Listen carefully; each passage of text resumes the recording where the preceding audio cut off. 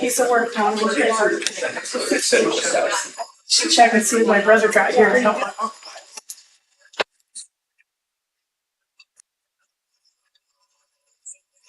I never got to tell you in all my crazy. All right, guys, we're going to go ahead and get started here.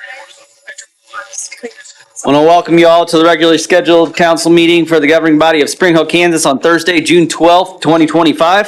If you guys would stand with me, we have Pastor Joel Atwell from Grace Community Church here to do the invocation, I think. Oh, there he is. Okay. Didn't see it behind her. Father, thank you.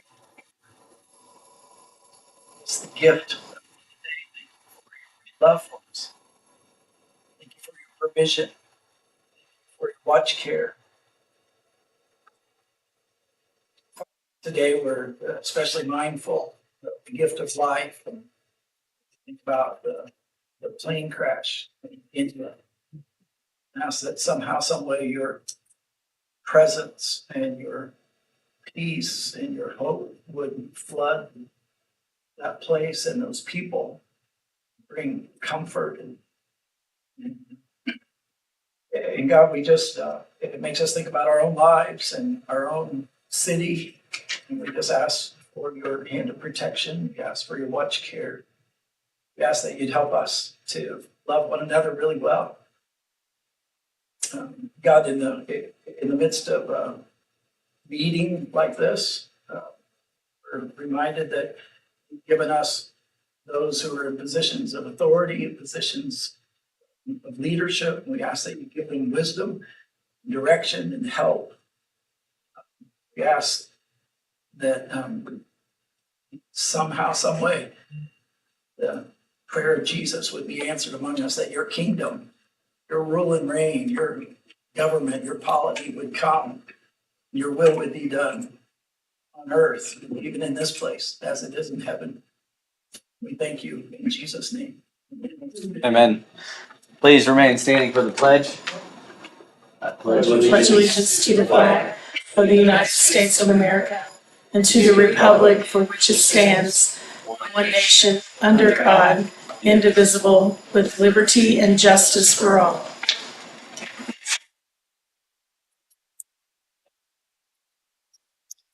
Madam Clerk, if you could please take the roll. Mr. Young? Here. Mr. Peel, can you hear me? He's online.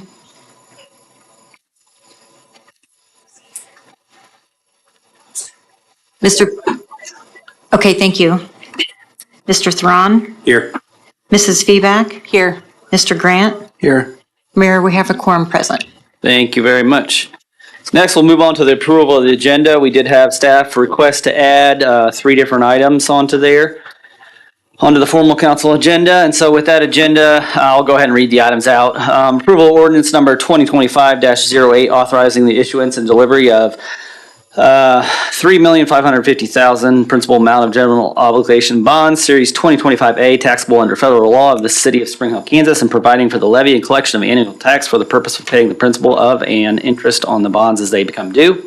And then item 9B, consider resolution number 2025-R-14, prescribing the form and details of and authorizing the delivery of $3,550,000 in principal amount of general obligation bonds, Series 2025A, taxable under federal law of the city of Spring Hill, Kansas, previously authorized by ordinance of the city. And then finally, item number 9C, consider resolution number 2025-R-15, a resolution authorizing the issuance and delivery of $28,330,000 principal amount of the general obligation temporary notes, Series 2025B of the city of Spring Hill, Kansas, for the purpose of temporarily financing the cost of certain internal improvements of the city.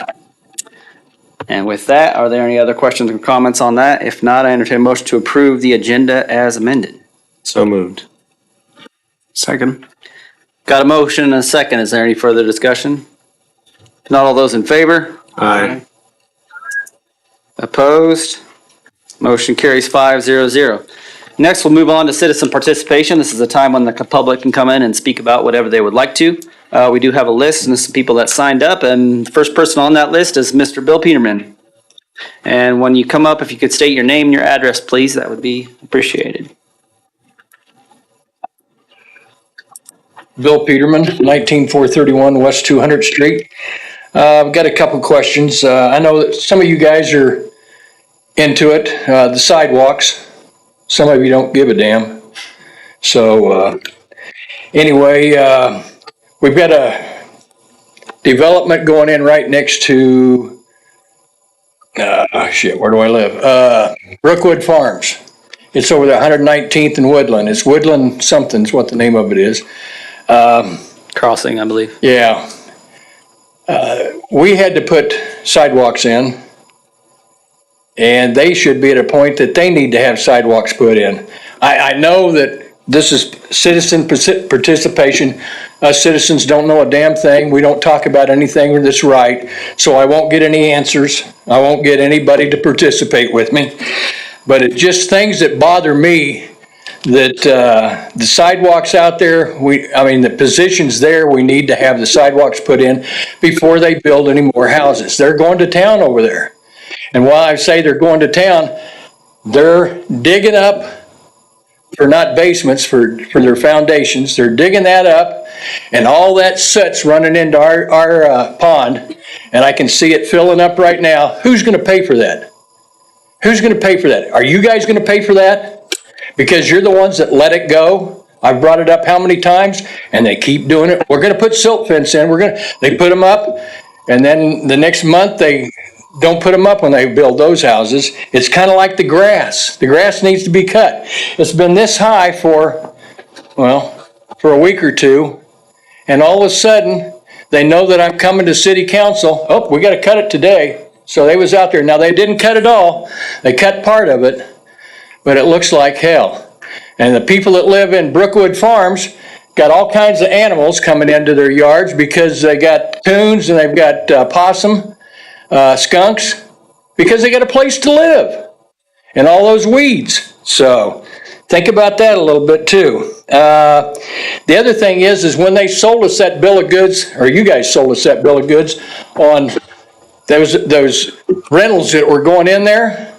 Now they're not building rentals anymore because they found out that didn't work. They can't get enough of those people to buy, so now they're selling houses. And those people are coming over to our subdivision to use our pool. That pool wasn't built for them. It was built for our subdivision. We pay money every month or every year for that pool. And they can't understand why we're not letting them in. We had to change the code, and there's mom and dad and 2 kids out there. Oh, can you tell me the code? No, you don't live here. So that's another thing. I mean, that whole subdivision's just kind of, I don't know, they take advantage of everything. They took advantage of you guys because you guys were naive enough to listen to them. Oh, we'll tell the truth. We'll tell the truth, yeah. That brings me to the other thing. Who is in charge here when something's going wrong? Who says you can't say that? We have a lawyer in here, don't we? Mm-hmm. Is he the one that's supposed to say, hey, you can't announce your candidacy for city council in this meeting? True? Isn't that against the rules? You can't stand up here and say, I'm going to run. You can't do that. And did he say anything last month when someone did that? Think about it. Let's do things right. Thank you. Next person on the list is Mr. and Mrs. Suhart. I think they wanted to go on the discussion item. Okay, you guys want to go when we go to the, okay. And then Grant Merritt, I believe you're probably wanting to talk when we get to the discussion item as well. Is that correct? All right. Is there anyone else in the audience that would like to speak? Oh, Go ahead and come up and just state your name and your address, yeah. We like people to sign up, but we offer it out to the audience if anybody else wants to come up as well. And if you could just state your name and address. My name is Opal Stone. I live at 204 North Franklin. I'm sorry. North Franklin? Thank you. I have walked this town since I was 12 years old. There's been very few times I have felt threatened or afraid. In a 4-week period, I was attacked by 5 dogs. 3 of them came out of one house. This town has a leash law, right? Mm-hmm. But I was told that as long as they stayed in their yard, whether it's a fenced yard, unfenced yard, whatever, as long as they stayed there, they did not need to be on a leash. I'm a country girl. I know of no dog that will stay in their own yard. The 3 dogs that put me on the ground was a Dalmatian, a German Shepherd, and a medium-sized dog. Came out of the same house, 8 o'clock on April the 7th. The 2 guys let the dogs out. Seeing what was going on. They didn't come out like, oh good, we got somebody else to pet us. They came out ready to attack. They surrounded me. I carry a baton with me. The police officers here, they all have seen me walking. They all know what I carry. Now I carry dog mace for fear of getting attacked again. Change the law. Make it where if they come out that door, they have got to be on a leash. How would you feel if a report came in that a small child being in a stroller, mom and dad walking down the street, and they was attacked by these dogs? The first one that happened was a pit bull. They took care of that one. The dog kept getting out of the fence. They took care of it. This is all within a block of my house. The other one, corner of Jackson and Lawrence, that dog has come out multiple times. But about 2 weeks ago, he came out very aggressive. He wasn't backing off. I had to extend my baton, and he still wasn't backing off. Gentleman came down the street in his pickup that lives across the street. And he said, oh, he's not an aggressive dog. And I looked at him and I said, you telling me that is not an aggressive dog? Well, yeah, he was tonight. Nobody wants to speak up. I asked several people that has been attacked or had dogs come after them if they would come tonight. They don't want to have a problem. Me getting attacked is one thing, but think of the kids. Change the law and enforce it. For once, change the law and enforce it. If not, it's going to come back on you guys, not on anybody else. Thank you. Thank you. Sorry that happened to you. Change the law. Is there anyone else? All right, we'll go ahead and close citizen participation this time and move on to consent agenda. These are items that staff considers to be routine maintenance, but if there are any questions or comments on that, now would be the time. No. If not, I entertain a motion to approve the consent agenda as presented. So moved. Second. Got a motion and a second. Is there any further discussion? Not all those in favor? Aye. Opposed? Motion carries 5-0-0. Next, we'll move on to formal council action. The first item on the agenda is consider approval of ordinance number 2025-08, authorizing the issuance and delivery of $3,550,000 principal amount of general obligation bonds, Series 2025A, taxable under federal law of the city of Spring Hill, Kansas, and providing for the levy and collection of an annual tax for the purpose of paying the principal of and the interest on the bonds as they become due. And well, it says Mrs. Dunn, but you're obviously not Mrs. Dunn. Lord. Yeah, I don't look that good. Yeah, and that's a lot of words, right? That's a lot of words. The city brought $3.5 million into the market this morning. These bonds took out the Wiswell temporary notes, so it long-term financed that temporary note, and just the construction of that project, just as it was getting thought of, I remember that. So this is the kind of the final culmination of the financing of this project. Took that to market this morning. We had 4 bids two bids on the bonds. Robert Baird won the bonds at 5.32%. And these are taxable bonds. If you calculate the tax exempt equivalent, it would be dead on with the AAA rating. So these are for taxable bonds. These really ended up being really good rates. for these bonds, even though we did have two or three bids. Three bids. Are we typically taxable or are we typically non-taxable? We're typically tax exempt. That's what I thought. Yeah, and the only reason this is taxable is because there's a private party guarantee behind Okay. it. It's the only thing that made it taxable. Okay. Developer knows that, all the parties in that know about it and prepared for it. So what's typically the difference if we're able to go tax exempt? The tax exempt equivalent yield on this would be just under 4%. That's what I thought we were around 4. Yeah. Okay. Anywhere from 3.8 to really 4.5. And what does this one all include? Just the one project? Yeah, just the one project. Okay. This is taking out the temporary notes we took on for the construction of Webster Street, and now we're paying off the temporary notes and permanently bonding. Okay. The resolution authorizes that, as well as, I don't want anyone to get nervous about it, says to levy the tax to pay. And this is going to be paid by a special benefit district for those properties in the rural housing incentive district and all of those things. So it'll be targeted to that area that benefited from the street. Yeah. There's a creative way to use both of them too, for that matter. The rating on this, the actual Standard & Poor's rating on this was the highest you can get. It's SP1. I'll go into the other ones with the notes because it's bigger, but I'm sorry, I said SP1. These are the bonds. These will be double A rating. And as they did the rating, there's a few comments that I wanted to point out that was within the rating agency, the analyst. He had mentioned within the rating that was published, stable operating results, positive operating performance, stable management.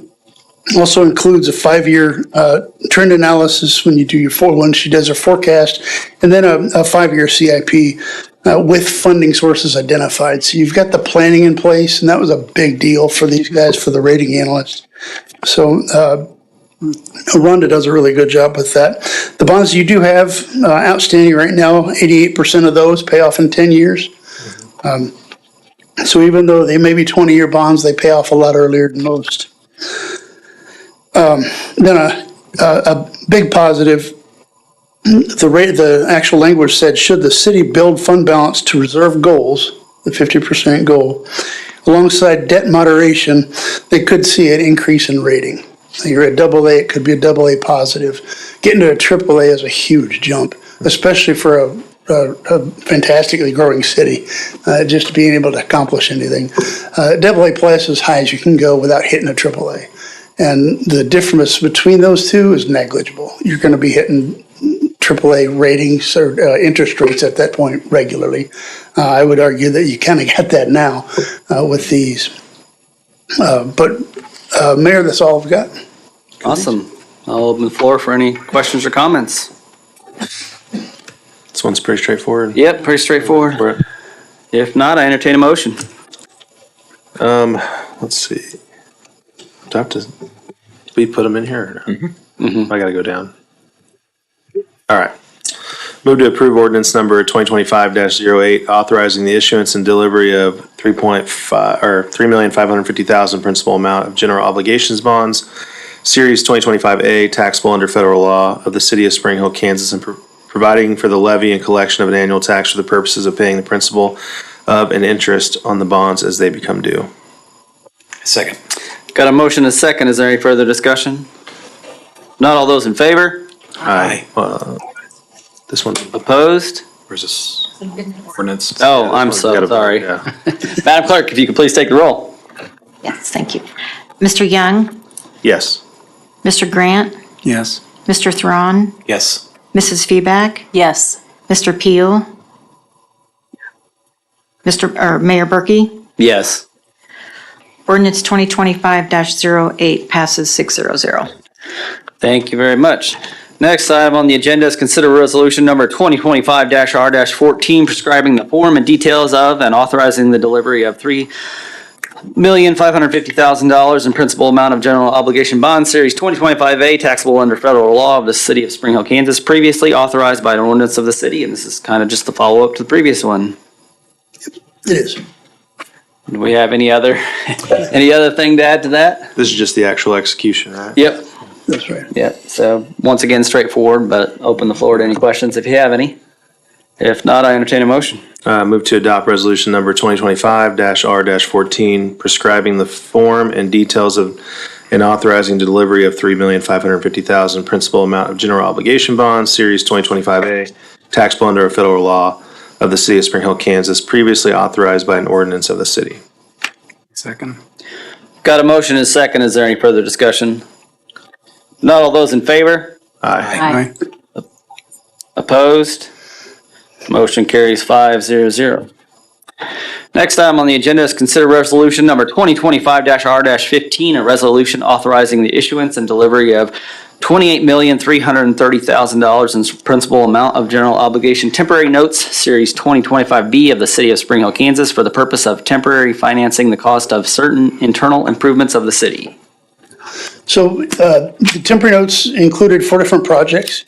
199th and 191st Street improvements, Fox Hollow Special Benefit District, and then various sewer improvements, which is the bulk of what some of those numbers. Just a couple of things to point out with the debt issuance that was issued today, just for the public to understand. These issues received over 2,000 views within the market itself. 514 of those were actually downloads of the offering statements. Around 394 of those were actually underwriters. When we go to market, it's standard to have anywhere from 2 to 5 bids. I think the last time you guys went to market last year, I think there were 7 or 8 bids. We've had that consistently. On the temporary notes, there were 4 bids. In this case, Baird won it again. The interest rate on this one was 3.78%. The range was really tight on those 4, 3.78 to 3.993. So all the bids were under 4%. There's a 2-year term maturity on these notes as they move forward, which is typical for what the city does. The same comments applied toward the rating that you guys undergo for the temporary notes. In this case, it was at the highest rating, the SP1+. So it was the highest rating you can get on temporary notes. Understanding that these will be taken out by long-term bonds in 2 years. Mayor, that's all the comments I've got on that one. Any questions or comments on that one? So will you split this back up once it goes out to permanent financing? I'm assuming we're only combining it because it's It'll- temporary? Yeah, there'll be different purposes, obviously. Yeah, so they have Sewer- different funds and things. Exactly. Yeah. This also includes 199th Street where, as we're working in conjunction with CARS, Johnson County CARS. The reimbursement. So we have to fund the entire project up front. Johnson County will reimburse part of it, and so in the end, we'll only bond closer to 5.5 or 6 million as opposed to the 8 million we have to temp finance. Well, and then it gives us some time too, as far as finding some of the grants I know Allison was looking Right. for 191st and things like that. So this is kind of worst case scenario if we got no reimbursements on all of Right. 5 projects or whatever it is. Yep. Okay. Any other questions or comments? If not, I entertain a motion. Move to adopt resolution number 2025-R-15, a resolution authorizing the issuance and delivery of $28,330,000 principal amount of general obligation temporary notes, Series 2025B of the City of Spring Hill, Kansas, for the purpose of temporarily financing the cost of certain internal improvements of the city. I second.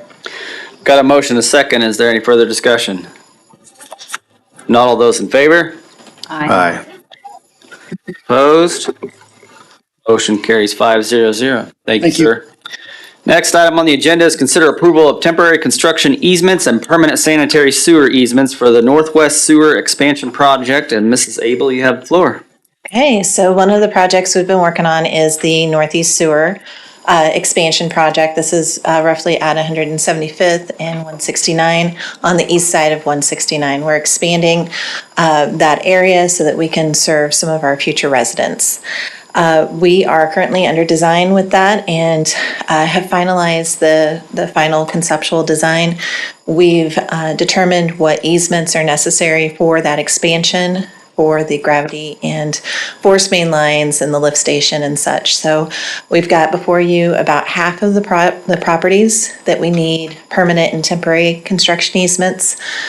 We wanted to go ahead and bring those to you so that we could get those signed. We are working with the geotech to go out and do some exploratory work so that we can finalize the bid documents and get those out on the street and get this project out for bid. So it's a formality for us to bring it to you. Each of the easements are included in your packet. We will be issuing checks to each of those property owners for the fair market value of that portion of the permanent and the temporary construction easements. With that, staff recommends approval of the easements as well as authorizing the mayor to sign those and to issue payment to those property owners. So the cost of these purchases are coming out of the bond we just, the temporary bond we just approved, or do we have money in the budget that we're using? I couldn't really tell by the funding source. It would be both. So it would be, we will use the bonds when those funds are available. We also have a reimbursement in place that if necessary, we can pay them out of the sewer fund until the cash is actually in our account and then reimburse the fund. So we're almost temporarily using our Temporary. current funds, and then we're going to reimburse it with the actual bond. Yeah, Okay. once we get the connection fees and everything else like that, it should. We did Well, the receive. temporary bond too. Right. We did receive good faith payments today for the bond sale, so I'm hoping we don't really have to do that, but that's the point of my comment is Okay. we can pay it out of the sewer fund and reimburse ourselves if necessary. No, I kind of forgot to ask this on the last one. That 28 million, will that get funded to us up front, or is it in Yes. disbursement? So do we have a plan for that money as far as, I know we did some interest-bearing things. Yes, so it is in our InterFi account, which draws right around 4% interest if it's just sitting there. It'll also be, where I'll work with Allison and Jacob and everyone in the projects to say, what's the draw plan? And then we'll invest it longer term, better returns, whatever we can do to optimize our income from that fund, those funds while we're waiting to spend it. I was gonna say, long as draw as possible, with no penalty, whatever. Yes. Don't just cut checks because we can, if we have time to not cut it. Every day Well, and can we'll be- work directly with the contractor Yeah. to figure out what their schedule is for construction, and then we can work directly with Rhonda to figure out what that financing schedule looks like. Yeah. No, just that 4% every day is quite a bit of money. Yeah. Just to tag on there, the cash that sits in the city's funds have made about $46,000 worth of interest this year, so far. Beautiful. And we don't have an official total amount, right? Because I see it says estimated value. So do we anticipate this is, This is No, just the those first are, no, that's easement value, not estimated. okay, well then. Yeah, so Spelled it wrong then. Oh, maybe not. Okay, gotcha. You just read it. Okay. Yeah, so that represents about half of the easements that we're getting, so hard to say, don't double that, but it could. Right. Yeah, just to give you a rule of thumb. Okay. Okay. And we don't need to state this total amount in the motion, I imagine. Don't It just say says that it says out as outlined above. That's probably Yep. best use. Okay. Ready? Yep. Move to approve temporary construction easements and permanent sanitary sewer easements associated with the Northeast Sewer Expansion Project. Authorize the mayor to sign the easement agreements and authorize the finance department to issue payment to the property owners as outlined above. Second. Got a motion and a second. Is there any further discussion? Not all those in favor? Aye. Brian's still on there. You there, Brian, still? He's gonna yell it here in a minute. Any opposed? Motion carries 5-0-0. Next item on the agenda is consider approval of a comprehensive safety action plan for safe streets and roads for all, or the SS4A. And Mrs. Abel, you still have the floor. Okay, the next item before you is the formal adoption of the SS4A Comprehensive Safety Action Plan. Kind of sad, this is finally coming to an end. I feel like we've been working on this for a feels like forever, but also it's only been 7 months. It's been an amazing ride trying to figure out what the priorities are for the city as far as roadways and sidewalks and how we can make our community safer for everyone. You know, just based on some of the public comments today and everything about sidewalks and roads, yeah, we're working on it. We're trying to, you know, make this a better place for everyone so that we can make it be proud of the community that we have. We've got boards around the room for those that aren't familiar with the project. We've got some information out on our website. The city hired HDR. We've been doing the roadshow of presentations. I've got Jay Aber and Taylor McHenry from HDR. They've been essential in this process, and they are going to come before you and officially present the last of the findings. We had this as a discussion item in our last meeting, and today is the formal adoption of that. Once we have this formally adopted, I'm going to be sending out emails to everybody in the community, pretty much to get letters of support. We are going to be working on trying to get implementation grants for 7 project areas that we're going to outline with our action plan. So those are going to be, I believe the deadline for that is coming up in about a week and a half. So we're going to work on getting that. So this is the framework for us to move forward so that we can do some really great things in the community. So with that, I would like to invite Jay to come up and present you guys with the final report. Yeah, show on the screen. And I have, yeah.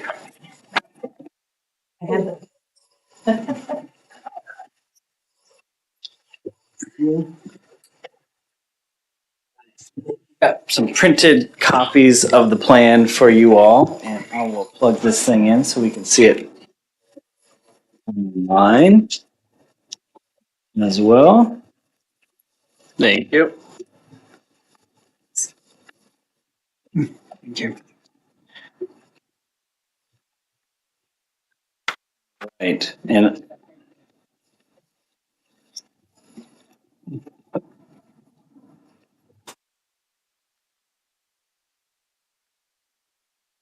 okay, and I don't have an actual presentation prepared since you all have seen the presentation. We'll see if Microsoft Teams would stop trying to monopolize the screen here. As Ms. Abel mentioned, we were here about a month ago presenting the draft plan to you all. Since then, we've also presented that to Planning Commission. We made a few edits based on staff comments and based on Planning Commission input. And so we have finalized the plan, and now we're here before you to present that final plan. So you've got copies of the plan in hand there, and I've got a copy here. I thought I would just flip through this and show what's in the plan, see if you have any questions, comments, and go from there. So at the front, of course, we have our letter from the mayor, unsigned as of yet, and hopefully after this hearing, we'll kindly ask him to sign this letter, but really sums up what we're doing here, highlighting the great work the community has done, all the great input that the community has provided throughout this planning process, and then highlighting that goal of reducing fatal and serious injury crashes by 50% every decade, with a goal of eventually eliminating roadway fatalities and serious injuries in the community. We've then just got a short executive summary where we highlight the guiding principles for the plan, the focus areas for traffic safety, also the recommended safety projects and action items, just to highlight bullet point list of those, and also the acknowledgements. There was a lot of input from the community, the advisory committee, a lot of great work from city staff, and then of course you all and Mr. Mayor input throughout the process. So we've got the different sections. We really start with the safety overview, the why we're doing this, essentially outlining the challenges we have, the data analysis, the public engagement, then highlighting what we talked to the public about, what they told us, safety analysis, strategies and countermeasures, the program of projects, and then ending with the action plan itself. So we outline the safety challenges and why we're doing this, talk through some of these statistics that we've talked to you about, the 70% of the public in Spring Hill who has known someone who's been killed or seriously injured in a crash or been injured themselves. The cost of crashes from a human perspective in terms of the number of fatal and serious injury crashes, minor injury crashes, and also the economic cost of those crashes. We then have a map of all the crashes in the community, so we can see exactly where those have happened over the past 10 years. And then have a little bit more detail on the plan's approach to safety, focusing on that safe system approach, this holistic view of safety, not just relying on people to be perfect drivers. Of course, we want people to be good drivers. We don't want them speeding or driving intoxicated. We also recognize that the vehicle they're driving in, the speed they're driving at, the road they're driving on, and how quickly we can get care to them, life-saving care to them if there is a crash, are all very important parts of this. So we go through the portion of public engagement in terms of listening to the community. We have all of our different activities outlined here. We had a number of engagement events throughout this. We don't have a specific number of all the people we talked to because things like hometown holidays and daffodil days, sometimes it's tough to get an exact number of all of the different people you're able to meet, but I would guess that we talked to probably at least a couple hundred people throughout this process, and then had online engagement as well, and had I think about 130 people take our survey and something like 200 different pins on our web map as well. So we go through these, talk about the survey results, talk about the comment map that we have, where we got the comments, kind of see that heat map of where we see those comments. A lot of discussion about 191st and 169, 215th and 169, and then 191st and Ridgeview over by the new schools. Were really a focus of a lot of those comments. We go through our hometown holidays events, the City Hall Coffee, the opportunity at the library to meet with kids and parents, Daffodil Days, and then also the public open house we had just about a month ago now. All great opportunities to meet with the public. The things we heard primarily were sidewalks and safety on 169. Again, we're talking about 191st and 215th. And then it's also really a real passion for improving safety in the city.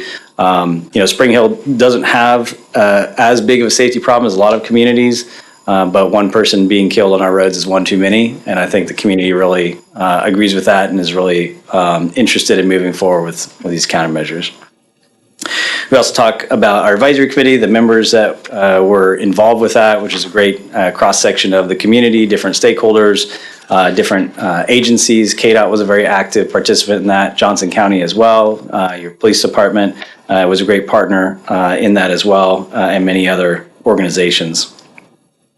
So we get into the data analysis, and again, all these are very high level in this plan. It is, I think, about 80 pages if you print it out side by side. But we did try to keep it relatively high level because we do have 3 appendices that total, I think, about 200 pages of different material. So if there's something in here that you're missing, you're thinking, I wish they had that, it's probably in the appendix.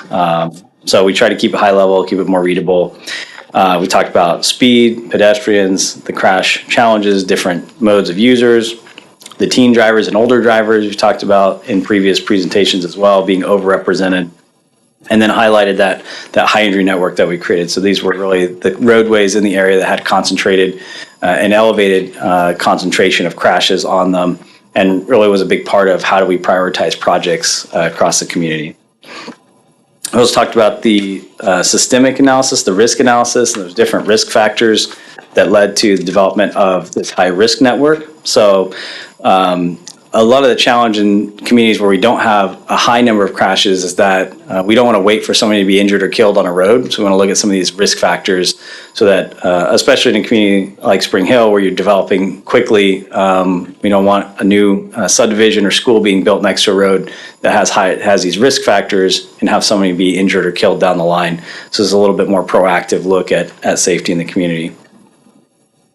So then we get into the countermeasures, the different things, recommended policy initiatives. That's a very brief list. There's a lot more information, specifics about city code, zoning code, different policies and things the city could undertake in the first appendix, Appendix A. We also highlight some of those infrastructure elements we heard a lot about. Again, sidewalks is a top thing. We did hear a lot of support for roundabouts as well, and a desire to build more of those in the community after the one was built at 199th and Ridgeview. It was very well received, as we heard from the public. A couple other things about traffic calming, access management, limiting some of those access points as driveways along our higher speed roads, and then a little bit about doing some more quick build projects, lower cost projects, things we can do with pavement marking, with flexible posts, with delineators and barriers and such, so that we can do a little bit more a little quicker than having to wait for those capital funds to come available. So after thinking through the countermeasures, we have the program of projects. It's really, these are the locations we would like to apply these countermeasures that we talked about. We have a list of them. They are prioritized. They're split out first into city street projects, county projects, and state road projects. We recognize that Spring Hill does not control US 169 highway, but Spring Hill does have an opportunity to advocate for safety improvements with KDOT. And I would say KDOT's been a great partner and very receptive to those safety improvements as well.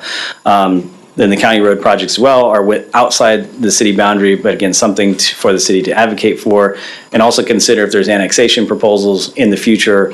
Are there certain roadway improvements that may become more necessary as those annexations happen?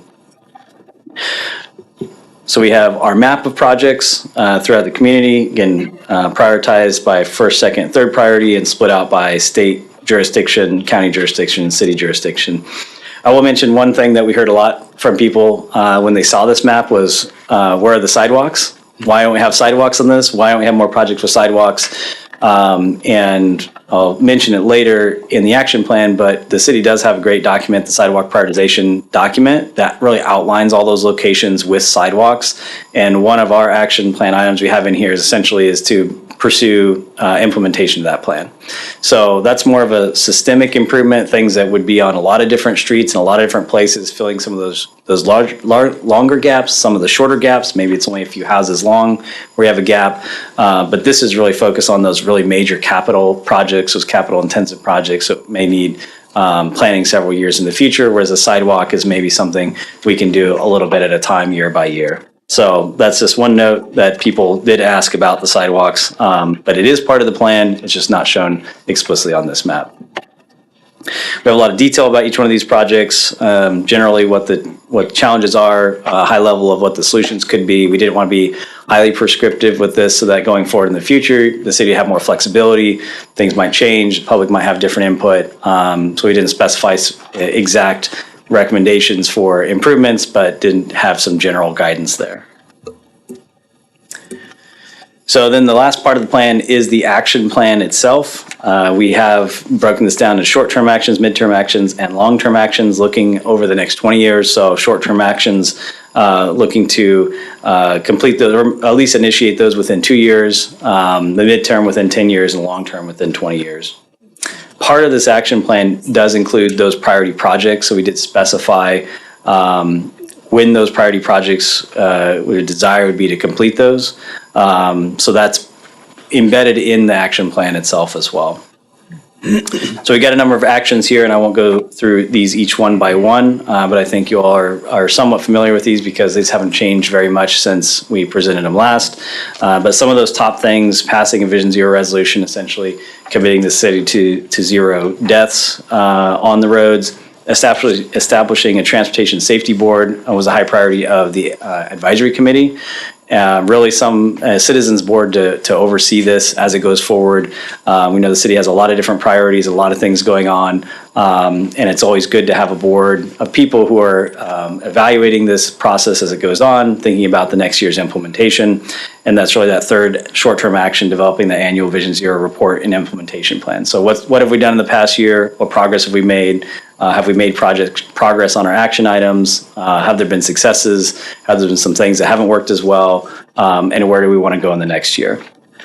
Also up there is pursuing grant funding opportunities. Ms. Abel mentioned the grant funding opportunities that are available coming up very quickly here, due in the next week, 2 weeks, I think it is, 2 weeks. But this this plan does allow for some more grant opportunities. Having this plan adopted does allow for some of those. And of course, we know budgets aren't limited. We have a lot of projects in here. It's a lot of cost, and we really want to leverage those federal discretionary grants and other grant programs as we can, resulting from having this plan.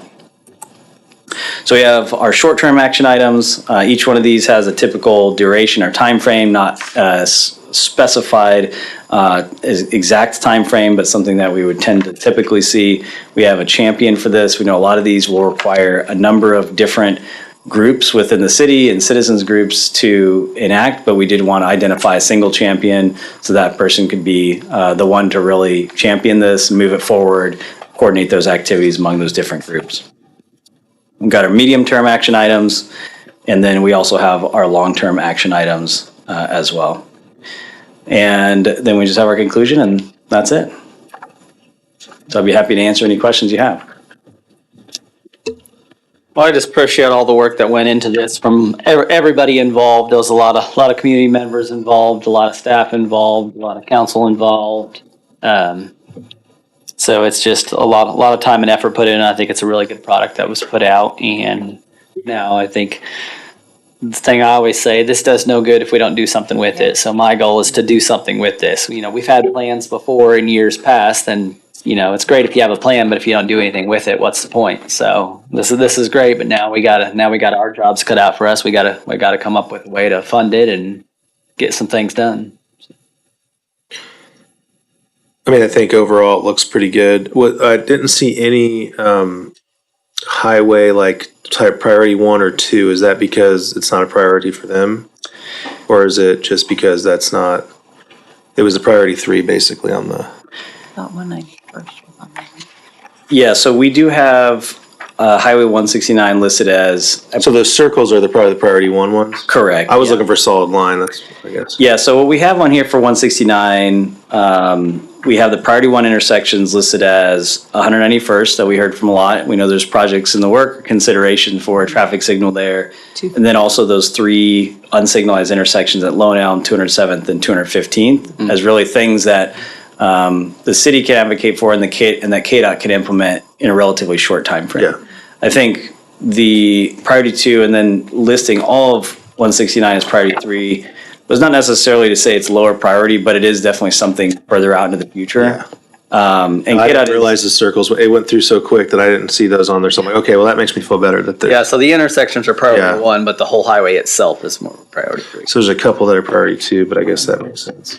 The other question is, you know, this gives us an outline of where we should focus on, but it doesn't give us like, hey, this is what you should do or what you have to do, right? This is just a plan of, these are the areas we want to focus on going forward. So we still have some autonomy to be able to go in and decide what we want to decide, right? Yeah, that's absolutely correct. It's really meant to be a guiding document. Yeah. It's not, an official requirement policy. You must do It this doesn't or that. lock us down to anything. That's kind of what I was. Correct. I was like, Yeah, yeah, yeah. things have changed, and or we just, safety, and there's other factors too that go into it that maybe something else could be. Well- Yeah, I just didn't want to lock into anything. Well, we could also particular. decide a year from now that one of these is maybe not as high a priority as we Yeah, thought. yeah, exactly. Or the opposite, one could move up in the priority. I just want to make sure that was the case because, I think it's good all around as far as targeting all the different areas, and then we can decide from there what is good, and putting a number on it makes sense to me because I'll overlook some of this stuff, so it'd be nice to have that on there. So it's good. So adopting this today, saying that we like it, how it looks, we like what the priorities are set. We're going to start trying to make steps to hit those goals. At any point, does deviating from those goals negatively impact the city in any way, shape, or form? In terms of state law, federal law, anything like that, no, definitely not. Also, in terms of any kind of liability, every kind of safety plan like this is not discoverable in court according to federal regulations. It's Title 23, Regulation 407 explicitly bars traffic safety analyses from court proceedings because there are certain liabilities that if an agency knows that there's a safety problem, they don't act immediately. There could be some kind of wrongful death lawsuit or something like that if something were to happen. But the government recognize that if that was the case, nobody would ever study traffic safety ever again. So these documents are not discoverable in court. And specifically, the traffic safety analysis is marked as use restricted for 23 USC 407. But yeah, nothing in here. And again, I think that, you know, that action item S3 about the annual Vision Zero plan and implementation plan kind of gets that as well. Again, as things change, maybe new developments come and you have a different priority, it kind of gives you that flexibility to think, where do we go from here? Yeah, there's just so many things that go into it. You know, safety's a big portion of it, but if there is, like you said, there's an annexation or a development that happens, and we're like, hey, this one's gonna have to jump up because it kind of coincides with that. I just wanted to make sure we weren't strangled to some of these things. So, Right, and but I like the idea. As the governing body adjusts, we're going to see some adjustments as things move. People's priorities are going to be different. Yeah. I can tell you right now, looking through the list of priorities, Chad and I have a very different opinion on what some of those look like. So I just want to make Yeah. sure that we're not tying the city down to something that deviates from Exactly. Yeah. the care of the majority of the government. Yeah, I think this is basically just a plan. Yeah. Helps us get, going in a direction, and then we can deviate from that direction a little bit if needed, but this at least gives us a lot of raw data and information to know where our pressure points are and what we should focus on, and then, if that changes, or we can adjust it as needed. So next steps are who owns this? Like, this is the plan. These are, the action champions here. It's got everybody, the names and all that stuff. So who's heading this? Like, are you still in this process, or you've given the plan and you walk away, or how does that work? What's the next steps? Well, we would love to continue to work with the city, obviously. But once this plan is adopted, this specific project was funded through the Safe Streets for All program. Right. So that project will be complete, essentially. And then we will be done, HDR will be done working on this, and we'll turn it over to city staff and you all for that next step. Okay. Because I'm like you have a plan. Mm-hmm. And then, I just want to make sure we follow through with some things. And aside from people being assigned to it, like, what are we looking at timeline on completing it? That would be my biggest thing.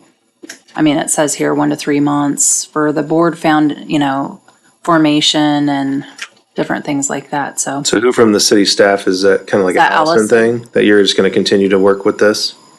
Yeah. All right. Okay. That's kind of what I figured. But. yeah. Yep. And like listed on, a lot of the staff members will have a part to play, but yeah, she'll kind of be the champion, and then we'll, do our part as needed or as stated on there. Yeah. Any other questions or comments? I think it looks good. Overall plan. Yeah. Thank Good you job. very much. Thank you. Good job. Thank you all. It's been a pleasure working with the community. Go ahead, Brian.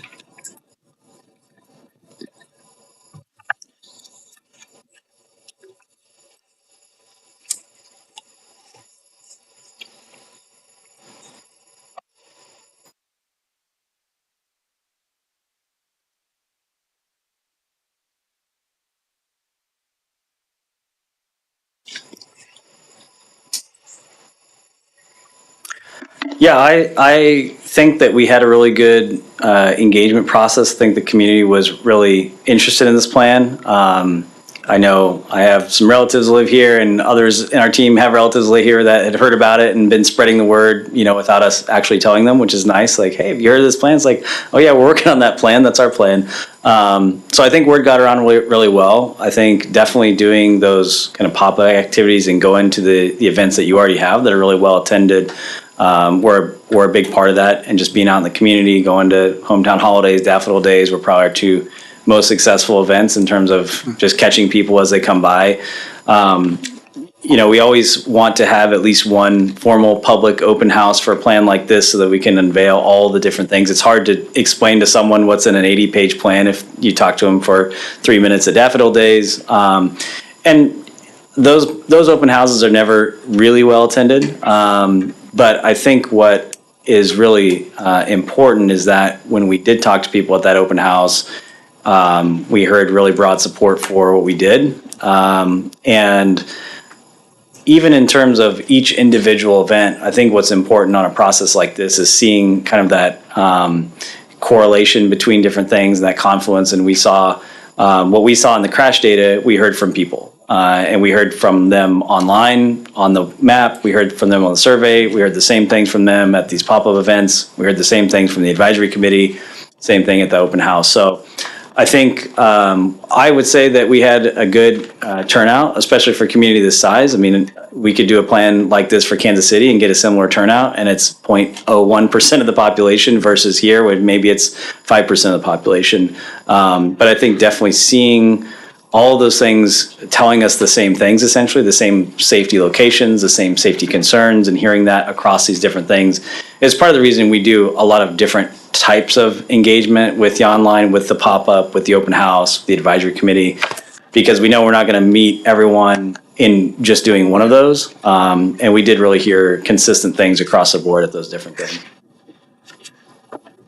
Awesome.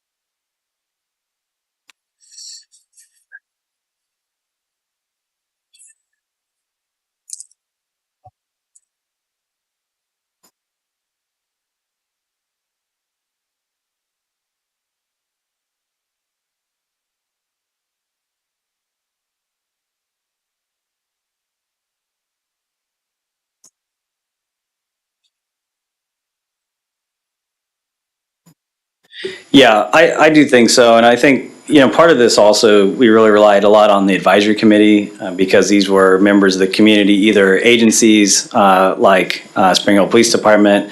Sergeant Reinhold was a great asset to our plan. Obviously, he's out there every single day seeing these things on the ground.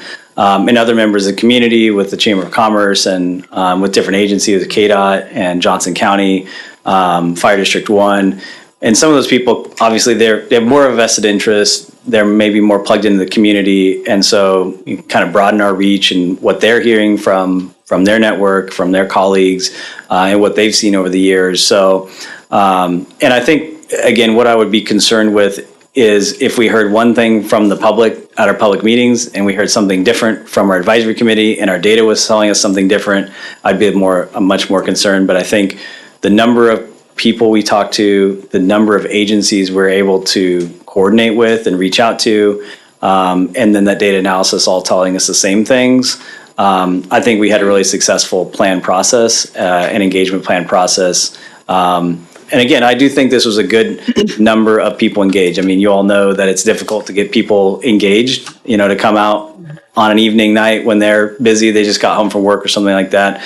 And so I think we had a really good engagement at this, even compared to a lot of plans that are even in bigger cities. So I do think it was a successful engagement event, and I would be confident that the results in here would reflect the interests of the public. Yeah, I think overall the engagement was pretty good, especially compared to like a regular comprehensive plan we did. I mean, I felt like more people were involved. The one feedback I did get is I would say that there was some large stakeholders in the city that maybe weren't as included, like in the advisory board, that I would think you'd probably want, like that have big, shopping centers and things like that would know a little bit more about the traffic in that area. So in the future, when we do this, I would think we'd want to go a little bit more of those, even though it's land that's covered rather than people. It's, they have an idea of kind of what's happening in that area, maybe more than what us just going through. They sit there all day and see the traffic and the business owners and things like that in those areas. So I don't know who all, but I know some of the bigger stakeholders weren't included. So just in the future for us, I think it's something to think about on those advisory boards. Mm-hmm. And I heard the same thing, that some more people would have liked to have been included. So yeah, that's just something for us to know in the future to make sure who to reach out to. Any other questions, comments? No. If not, I entertain a motion. Move to approve the adoption of the Safe Streets for All SS4A Comprehensive Safety Action Plan. Second. Got a motion and a second. Is there any further discussion? Not all those in favor? Aye. He's gonna yell higher. Did we lose him? You still? Oh. Did you say? All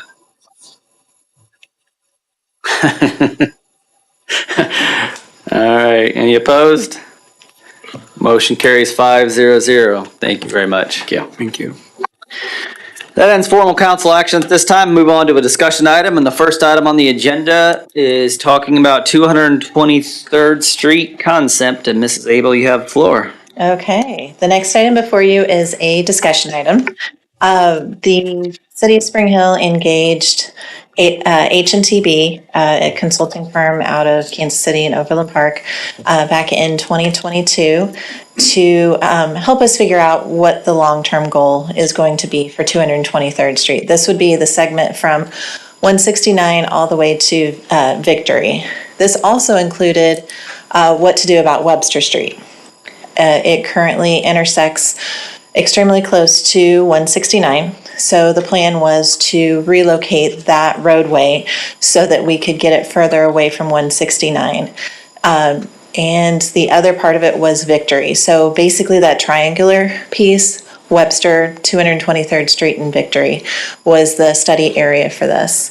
We engaged H&TB to look at 3 different alternatives, provide us with distinct alternatives so that we can have a discussion about the pros and cons, things that we liked about the plans, things that we didn't like about the plans, things that would work, and what we thought wouldn't work. So we'll go through those individually here in just a minute. But part of that was, as staff, we reviewed these concepts with the consultant and came up with a preferred concept that takes all of the elements that were preferred and put them into one plan. So we're here before you tonight as a discussion item to go through this plan to move forward. So we've got several projects in the future that we're working on that we wanted to go ahead and get this settled so that we can move forward with the 223rd Street Loop Trail. And then as developments come in, we can at least have a footprint so that we know what type of right-of-way and easements we would need moving forward as those projects progress. So with that, I'd like to introduce Josh Woolard from H&TB to roll through the 3 concepts and the preferred option so that you can better understand this area and provide us with feedback. We want your feedback just as much as we go through this. So Josh, if you want to come on up.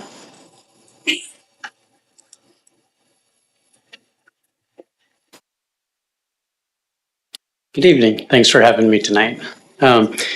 As Allison said, we had looked at 3 options here, but just to go back a little bit, a little history on this.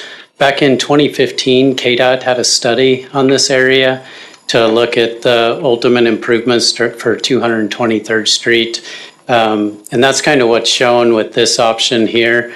We took that, and the city had asked us back in the summer of 22 to kind of looking at that study that they had done, look at what an interim option could be or alternative for this corridor, knowing that you didn't necessarily need to build the full 4-lane section through here today, but they wanted to improve the road through here to improve safety and especially at some of these intersections here.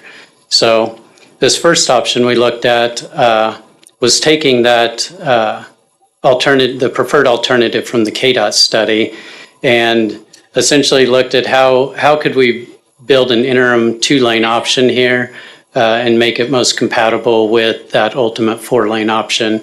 And after looking at multiple typical sections here, it was kind of determined the best option would be to build the outer lanes of the 4-lane section and leave a ditch through the middle to kind of provide separation from those 2 bounds, as well as kind of preserving that ultimate right-of-way footprint through there. With this option, some of the benefits of it is it's pretty conventional. You've got your signals at Webster, Price Chopper there where Webster gets realigned, and then you have a signal over at Victory Road. Some of the cons with this option is it does take away the full access at Harrison Street. So, you know, to really be able to allow those people to get back to K7, you would likely have to put a public street kind of through the Price Chopper parking lot between Price Chopper and the other businesses to the north, and then also have kind of the Price Chopper entrance there, a public street as well. So, you know, kind of with that, it wasn't ideal to have to do that. The main reasons for closing the full access at Harrison Street is just the close proximity to the ramps. And typically, you know, I think that intersection's about 300 feet from the northbound ramps there. In KDOT's access management guide, they have their requirements are a quarter mile on a 2-lane road. You know, in a more urban area, they'll allow you to go below that, you know, if traffic shows that you still have good operations with that closer spacing with the full access. And you look around the metro and you'll see a lot of them, usually about 750 is the minimum. They kind of will allow that full access at that right in, right out location that they have in their access management, as long as the traffic operations show that it would work. So with that, if we want to go on to the next slide here. So the second option we looked at was realigning Webster over to Jefferson Street. This option kind of provides kind of splits that large property on the north to maybe provide a little better development on that, as opposed to leaving a smaller piece on the west side. We also looked at putting a roundabout in there to improve the safety through there and kind of traffic calming through the corridor here. And by putting in the roundabout, you also allow, you can get rid of that public street through the private development there on the south by allowing those cars to kind of go east and circle around the roundabout to get back to the highway there. Again, this one, some of the downfalls with this is just getting over to Jefferson, you're getting a little bit further away. So that's just a little further that people on Harrison would have to travel to be able to get back to the highway. Then the third option here was looking at just improving Victory and kind of making it the through movement to the north. That way you have that north-south connector there. And then this would kind of leave it open to have the developer put the road in where they would like to have it that best fits with their development.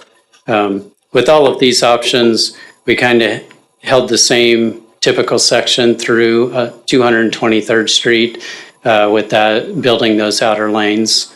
All of these options do have a sidewalk on the south side of the road and then the trail on the north side of the road, which you'll see in this preferred alternative as we go in. So this was all done back towards the end of 2022. Kind of at that time, we were asked to put it on hold as things were kind of determined with the development on the north and what was going to happen there. It was on hold for a few years, and here a few months ago, the city contacted us to restart this study and kind of pull these alternatives back up and look at making a preferred alternative with that. And as Allison had mentioned, the city had kind of taken all the pieces of those alternatives that they liked and kind of built them into this one alternative here. With that, it was taking the roundabout option, but instead of at Jefferson, move it over to the Webster Price Chopper drives there. This provides a shorter distance for people on Harrison to have to go east to be able to loop around the roundabout to get back to the highway. It also rebuilds Victory like in one of the options. And then 223rd Street's similar as it was in the other options. We also looked at a roundabout at Victory, and I think a roundabout would work there as well. And I think that might be in alignment with the presentation we just saw, as well as I think this corridor might have been one of the priorities on there. But a couple of things with the roundabout, it does improve safety for that intersection. And it provides more traffic calming through this area by having those couple of roundabouts in there. You're going to keep speeds lower and just improve safety altogether through the corridor. A couple of things with the roundabout, it does take up quite a bit more right of way in this area. And with the house, they're pretty close on that northeast corner. And then there's some major city utilities on the northwest corner. So we stuck with the signal in this location because of those two items, but you could go with the roundabout here if you wanted to, and could definitely look at options to kind of minimize those impacts on the north side. So with that, there any questions? Well, I'll start out. I think this is by far, obviously, the best option of what we got presented with. I think we would definitely want to do a roundabout on Victory, especially with people coming out of Jefferson. They would have to go right out of there, and so they would have to turn around somewhere. If they're going north on the highway, they would need to turn around somewhere. And so I think a roundabout there would minimize how far out of the way they have to go. And then also this option, none of the other options are even close to preferred by any of the businesses around there, because it would literally drive people, in my opinion, drive them away from the businesses because there'd be hardly any access. This one at least doesn't restrict any access from the north or really the east and west, and also still allows people coming from Harrison from the south. While they would have to go a little ways, it would be minimal on how much they have to go out of the way. They would just go around the roundabout and then, go back west and jump on the highway. So it minimizes their, probably an extra 30 seconds to a minute versus if that roundabout was further to the east. So yeah, that's kind of had some input from, some people around there, and, they're just worried about the impact to their businesses, if especially any of those other alternatives. This one, there probably still wouldn't be. And I think some of them are here that will speak later on. I'll give you guys time after the presentation, after we talk up here, to give your input as well, because that's very valued as well. But I think this by far gives us the best option with putting another roundabout in over there. But yeah, open the floor to any questions or comments. I've got a few. So Harrison Street is a partial thing to me. I operate my business there. I also have concerns about the right out only discouraging people that live south on Harrison from utilizing 223rd coming up from Harrison to get on the highway. And what the map doesn't show there is about 5 subdivisions that they would be directed through, and that would dramatically increase traffic through those neighborhoods. I know Chad lives there. I know all of us except Joe. Yeah. And when Harrison was originally developed, the concerns there were people living in those neighborhoods being directed through the other subdivisions that were already there. So I've got concerns about that right out only being having a larger impact than I think we're kind of giving it right now. On the other side of that, we looked at through the SS4A. We saw the little dots there. While there absolutely have been accidents over the last 9 years at that location, it's been 5.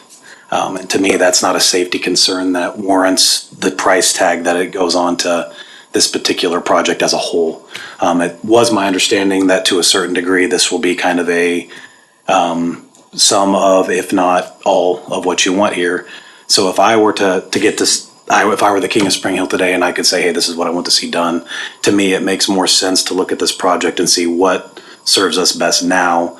And if we're concerned about traffic calming through those areas, that the light proposal at what we're calling it Price Chopper Drive there, where First Option Bank is, I think that's having traffic lights there as well as at Victory would be a great way to calm traffic down and giving people a safe alternative to turning left on a 223rd if they're trying to get westbound on there in lieu of Harrison without restricting Harrison as a whole and cutting out the option entirely. Yeah. I feel like we could accomplish a good portion of what we're trying to do and then watch and see how it impacts the traffic through there and the accidents as a whole without having to go wholesale on this very, very large project that will be disruptive to a lot of people. To kind of piggyback off of what Philip was saying, I mean, I think realigning Webster is important. I'm not 100% sold on, removing that right away on Harrison. I know it's a concern with safety, and we have the data that kind of shows the accidents and things like that. And we've also got the data that shows roundabouts are, applicable. There are roundabouts near highways. There's many instances where, part of that roundabout feeds right onto the highway. And I don't know why we couldn't, if Harrison is a concern, why don't we have an option with a roundabout here? That would give the right in, right out to get on the highway. That would also give us access for emergency vehicles to come south and go north, because that is our main access to the hospitals, going north, minus going all the way over to 69, which they're not going that way. You think critical care, that goes north, and that goes on 169. To me, I think that, like Philip was saying, the lights is the best option because that has the minimal impact on Victory. It would also be a way of, we could time them so that they correspond with peak times, whereas a roundabout doesn't have that. And that's kind of where I'm kind of similar to what Philip's saying, but not quite there.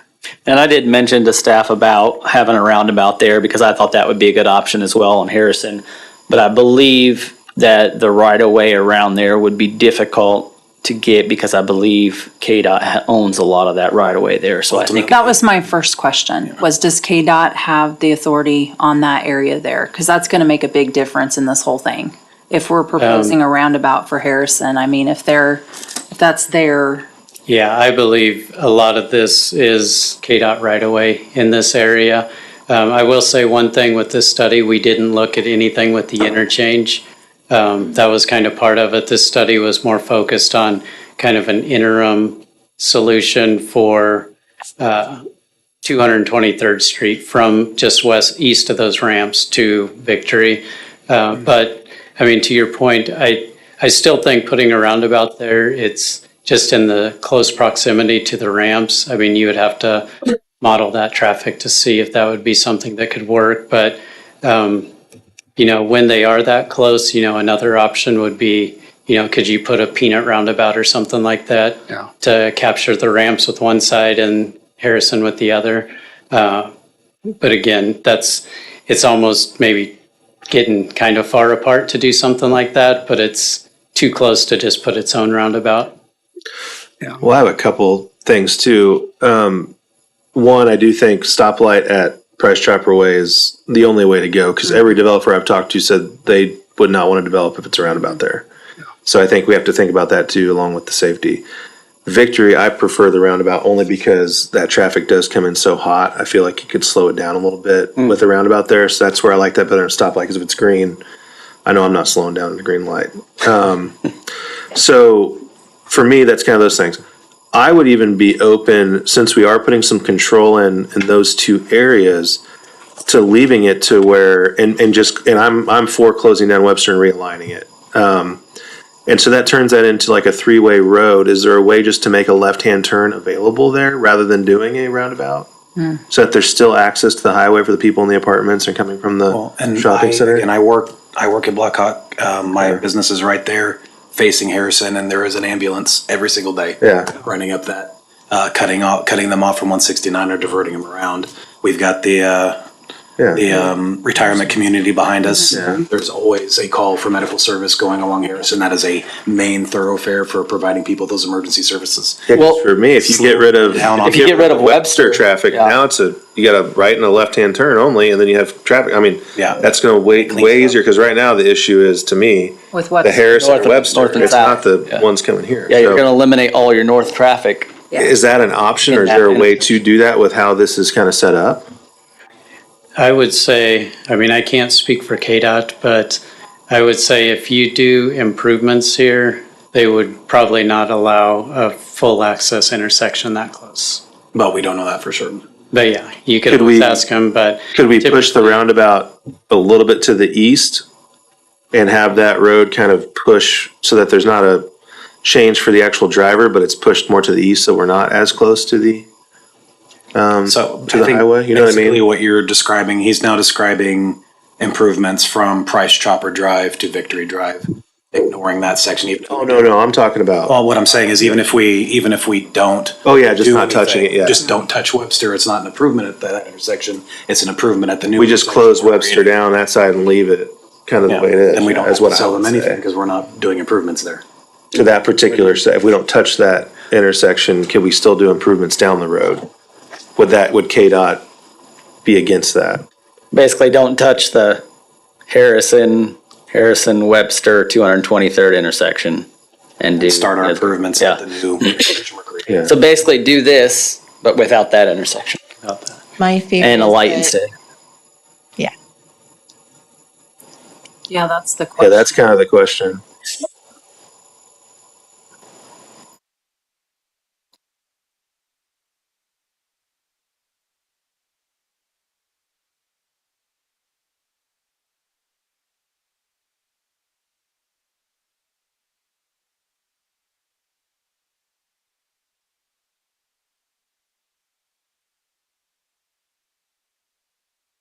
That would be a city decision, but a lot of the projects that we're doing that are in and around 169 have been KDOT funded projects. This would be a perfect opportunity to have KDOT funding.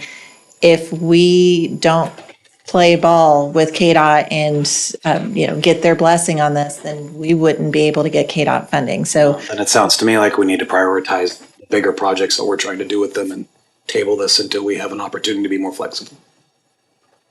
I'm kind of, I yeah.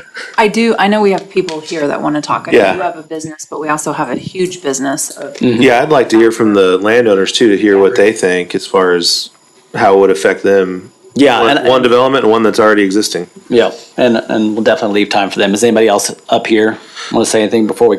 Well, I think I'll probably have more to say after I hear what they have to say.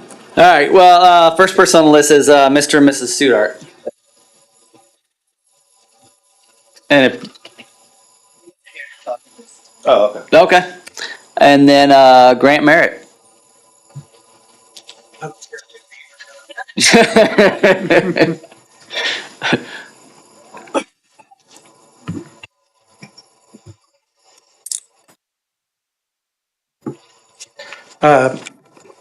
Mayor and City Council, thank you for the opportunity to voice my opinion on this subject. And my name's Grant Merritt. I'm at 23585 West 207th Street in Spring Hill, Kansas.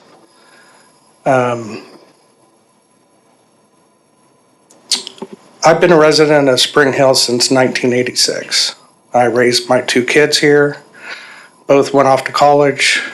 One of them resides here in Spring Hill, the other one's in Paola. And seen a lot of changes. With Blackhawk Development, believe it or not, I went to this city back in 1997 with a master plan that is pretty much exactly what's there now. At the time, it was a 100-acre farm. It wasn't annexed into the city. There was not a trickle of water out there. The city lagoons, they didn't have a wastewater treatment plant. The city petitioned building a new sewer system. So the wastewater treatment plant was pivoted on this development. This development couldn't occur without them expanding the wastewater treatment plant. The lagoons were overflowing, so there was no development in Spring Hill without water and sewer. I overcame those two obstacles, brought all utilities in, put all the street infrastructure, and it just is a concern that after what you see there, that there was not any discussion on any of these plans about keeping the intersection at Harrison and Webster open. I think it's really short-sighted. I think that there's commuter traffic that pulls off the highway every morning to come in there because of one thing. They're attracted there because it's convenient. And yes, safety overplays convenience, it overplays economic development, it overplays business development. But I truly believe that with the council support and city staff support, that we can keep Harrison Street open. It is not anybody's desire, any of the stakeholders, any of the residents that use that intersection to have to turn right and go around a roundabout or go through a U-turn just to come right past where they came from to get on the highway. And I knew about this plan, and I've gone to the city staff and made sure that we wanted an opportunity to be involved in this design. And unfortunately, I never was notified. I don't know why. When I look at all these maps and I look at the pros and cons, there isn't one listing there that shows that it is a con that they're going to restrict access on Harrison. If I had the ultimate decision, I'd leave Webster open and put a roundabout there, work with KDOT, and let the people trying to leave the south side of town get off and out of the traffic network. Don't force them all the way over to Victory. Don't force them through a commercial district that's going to have probably 2 or 3 stoplights in it. Let them get out of here and let them get in there by putting a roundabout at Harrison. 20 years ago, 25 years ago, when this project was in conception and being developed, nobody really wanted a roundabout there. I think nobody would prefer to have a roundabout there now, but considering the options, I think a roundabout there is an ultimate solution for everybody. Mm-hmm. If you can put a roundabout at the realigned Webster and Harrison and Price Chopper Drive, it wouldn't require any more right-of-way to do one at Harrison. There is no development to the north. And the right-of-way, extra right-of-way that needs to be done could be used there. It kind of looks like the existing roundabout on that proposal there. It looks like everything's going back to the south just to get to Harrison. Straighten that up, keep it straight, put a roundabout there. If it's necessary with KDOT to tie it into the on-ramps and off-ramp, so be it. I don't think anybody, any of the stakeholders there would object to it. But you have all the residences, you have all the businesses there, you have the apartments, and these folks use that entrance to get on the highway all the time, get off and come in. And if you're going to slow the traffic down on 223rd by having a signal or a roundabout there, the folks are already going to go slow. They're already going to be going slow. Go around another roundabout, leave it open. And 50% of the problem right now is Webster tying into Harrison. And the fact that the cars on 223rd are going screaming fast. Mm-hmm. And a lot of them don't even consider putting it on their turn signal. And so they slam on their brakes and turn in. Well, that just lost the opportunity for people to get out onto 223rd from Webster or Harrison. So I just would appreciate the opportunity to be involved in any discussions, any further decision maker, and be happy to talk to KDOT, be happy to show them some other plans that are similar to what we're talking about here that do work. And over the last 25 years, roundabouts have come a long way. I think that they're a lot more acceptable. There's no doubt that they're safer. And one of the main things is it allows for pedestrian traffic because the speeds are already low there. So we could have bicycle and pedestrian crosswalks in that roundabout. With that, I appreciate your time and I look forward to working with you. Thank you, sir. Yep. Well, I'll just say, first off, I do think we need to have some of the business owners and especially bigger business owners down there involved with, as we further the process. I think they probably should have been involved all the way along. So I do apologize that they weren't involved. Apologize to you guys that you weren't involved in the process, 3 years ago when it started. And I do agree, if we can make it happen, I do think a roundabout at that intersection would be great. And then you do roundabout there, do a roundabout Victory, and then, a stoplight. If Webster is eventually realigned, you could do a stoplight there. And I think that would fix the problems in all three of those intersections. But yeah, open up the floor for any other comments from anyone else. Allison has some comments, I think. Oh, I was just going to say, I appreciate all of the feedback. That's why I wanted to bring this to you, because I wanted to start the conversation to figure out, what you guys live down here. You know this area better than anyone. So wanted to start that conversation so that we can come before, work with KDOT to try to find an alternative that works. So that's what we'll do moving forward is we'll work with KDOT. We'll involve the business owners and try to take some of the feedback that we received today and see if we can come back to you with a better plan, a better preferred plan, so that we can get this adopted, so that as we start making project decisions in the future, we can have this footprint already locked in, so that whenever developments come in or roadway projects happen, we'll at least have that conceptual plan that we can work from. So I do appreciate all the feedback from the public, from you guys and everything, because, that's what I wanted tonight, was to find out what you guys want. This isn't my road. This is your road. This is the community's road. So I want to make sure that we have something that makes sense and that is workable for everyone. I have a question real quick. Whose responsibility is it, for what Grant was up here saying, whose responsibility is it to contact business owners? When we're making decisions like this, is it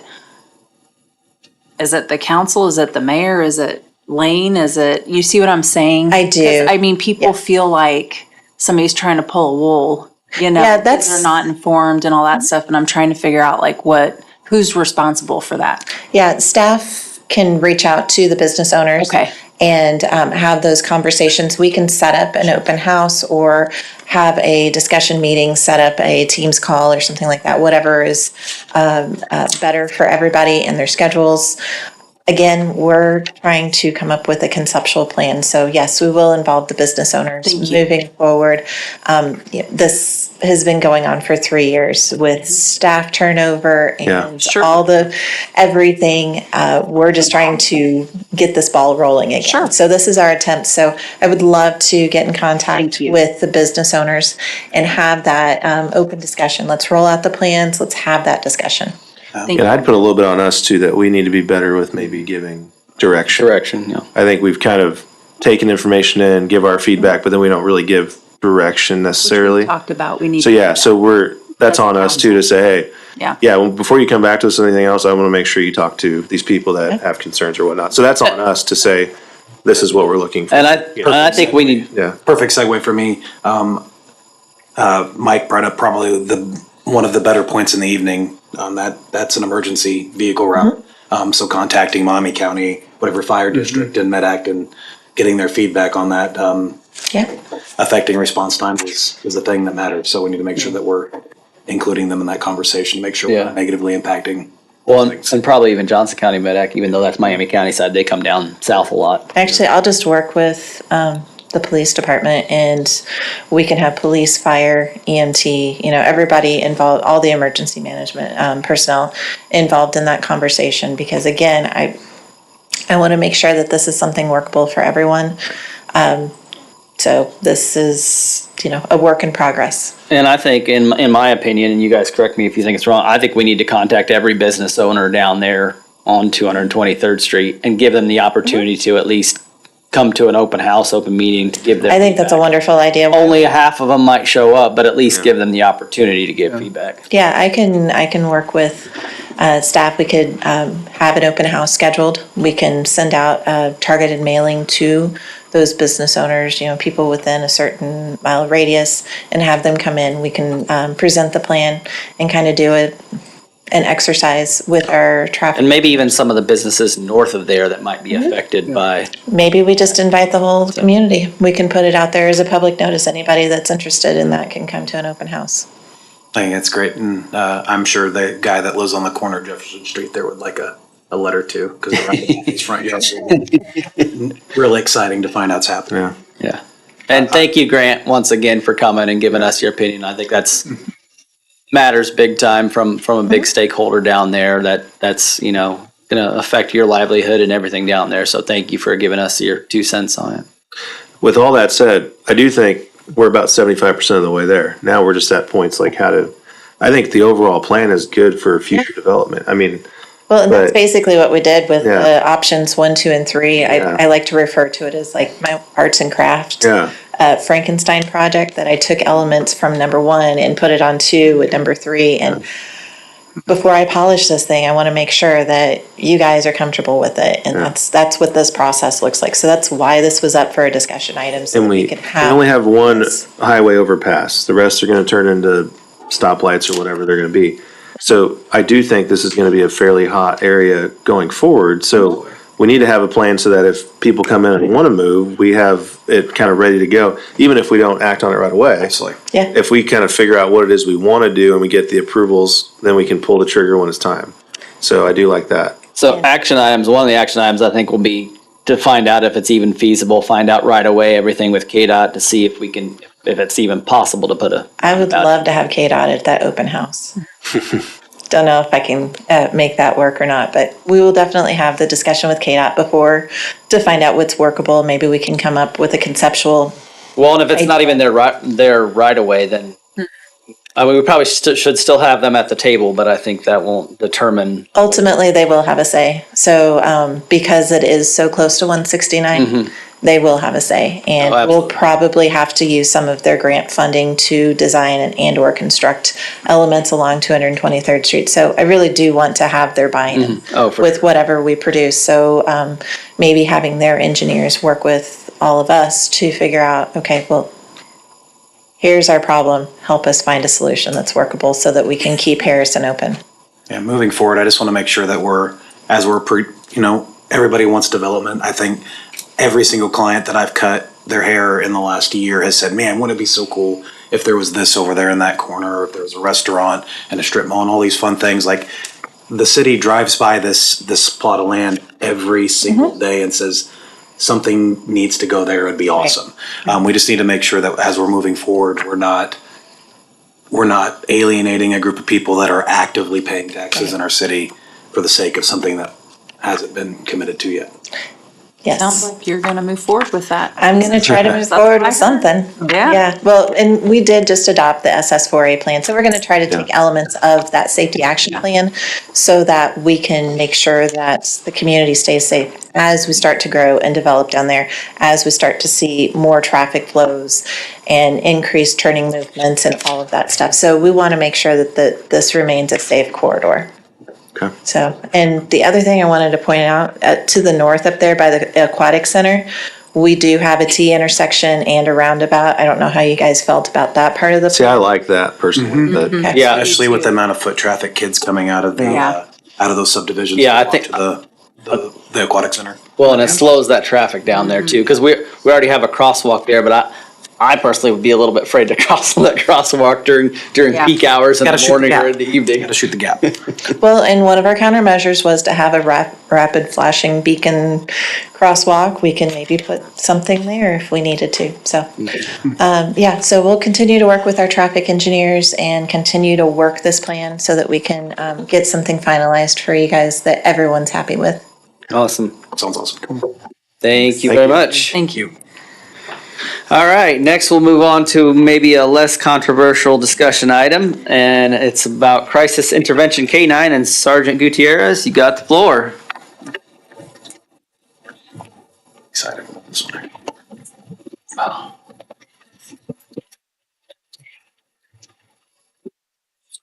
Do I use it? Okay, cool. If it works. Mayor, council, thank you so much for giving me time to speak with you all tonight.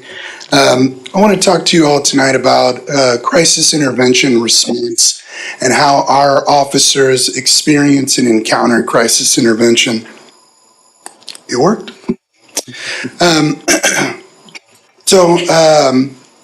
First of all, I want to define it for you. Law enforcement interaction with individuals experiencing a mental health crisis. We've got a lot of really great resources for this. Johnson County Mental Health is huge, and they've made great strides in assisting law enforcement in those in mental health crisis. So we've got the Johnson County Mental Health co-responders that will come out and assist us. If they're not available, we've got the Johnson County Mental Health Crisis Line that we can contact. And we have the 988 Suicide and Crisis Lifeline as well, which coincides with the mental health crisis line. But as you know, our city's divided between counties.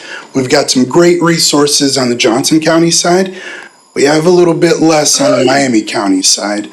And sometimes this results in very slow response times from co-responders.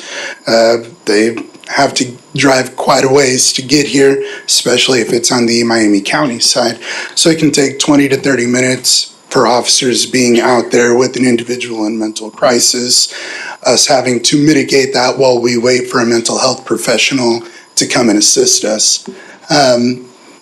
The crisis line sometimes experiences an influx of calls, and they don't always have enough call takers. I have been told since working on this that they either have hired or are hiring a few more call takers, and so that'll help out a little bit with that. But I want to tell you, individuals experience mental health crisis in a variety of situations. I also want to talk to you about officer wellness and officer suicide prevention. Law enforcement agencies are increasingly recognizing the need to support officers' mental and emotional well-being.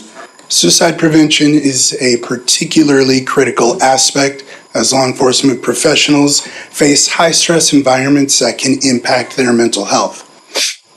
And this is officer wellness on the job and at home. Mental health is amongst officers is a growing part of the conversation. There's an organization called Blue Help that was created to acknowledge the service and sacrifice of law enforcement officers lost to suicide.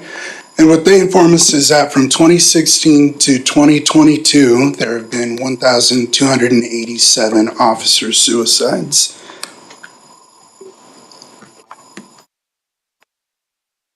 So I want to talk to you about drug and alcohol related deaths. Overdose fatalities remain a pressing public health issue in Johnson County. The ongoing challenge underscores the need for prevention efforts. Fentanyl and other opioids are the most commonly used narcotics in overdoses.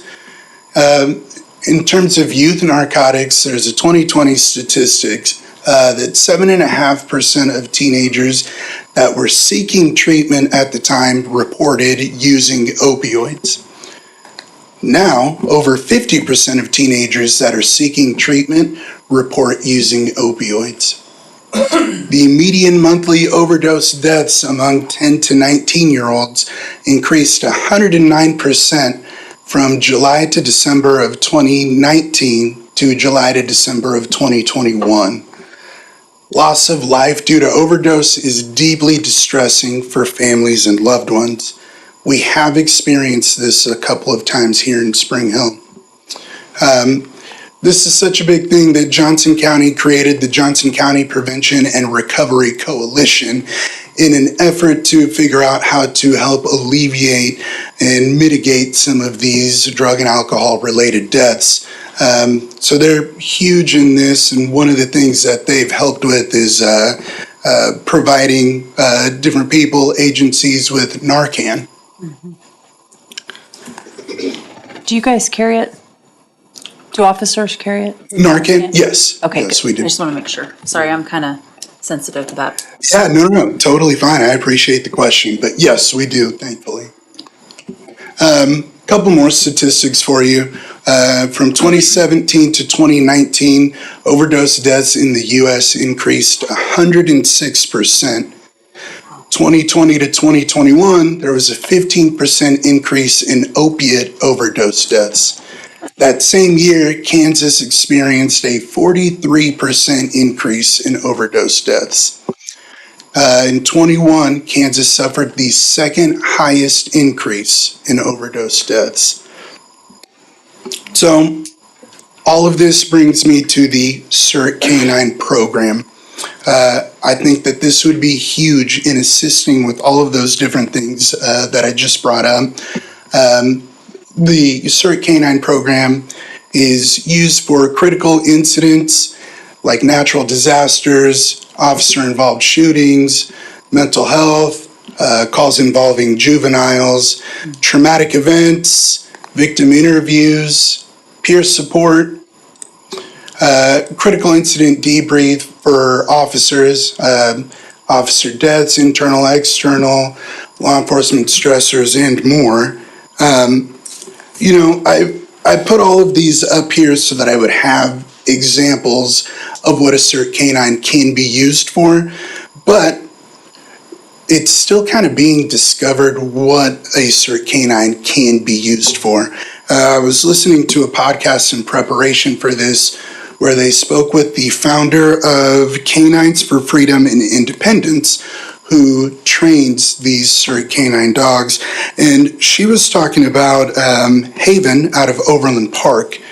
And she mentioned that there was a juvenile abuse case where the child didn't want to talk to anybody.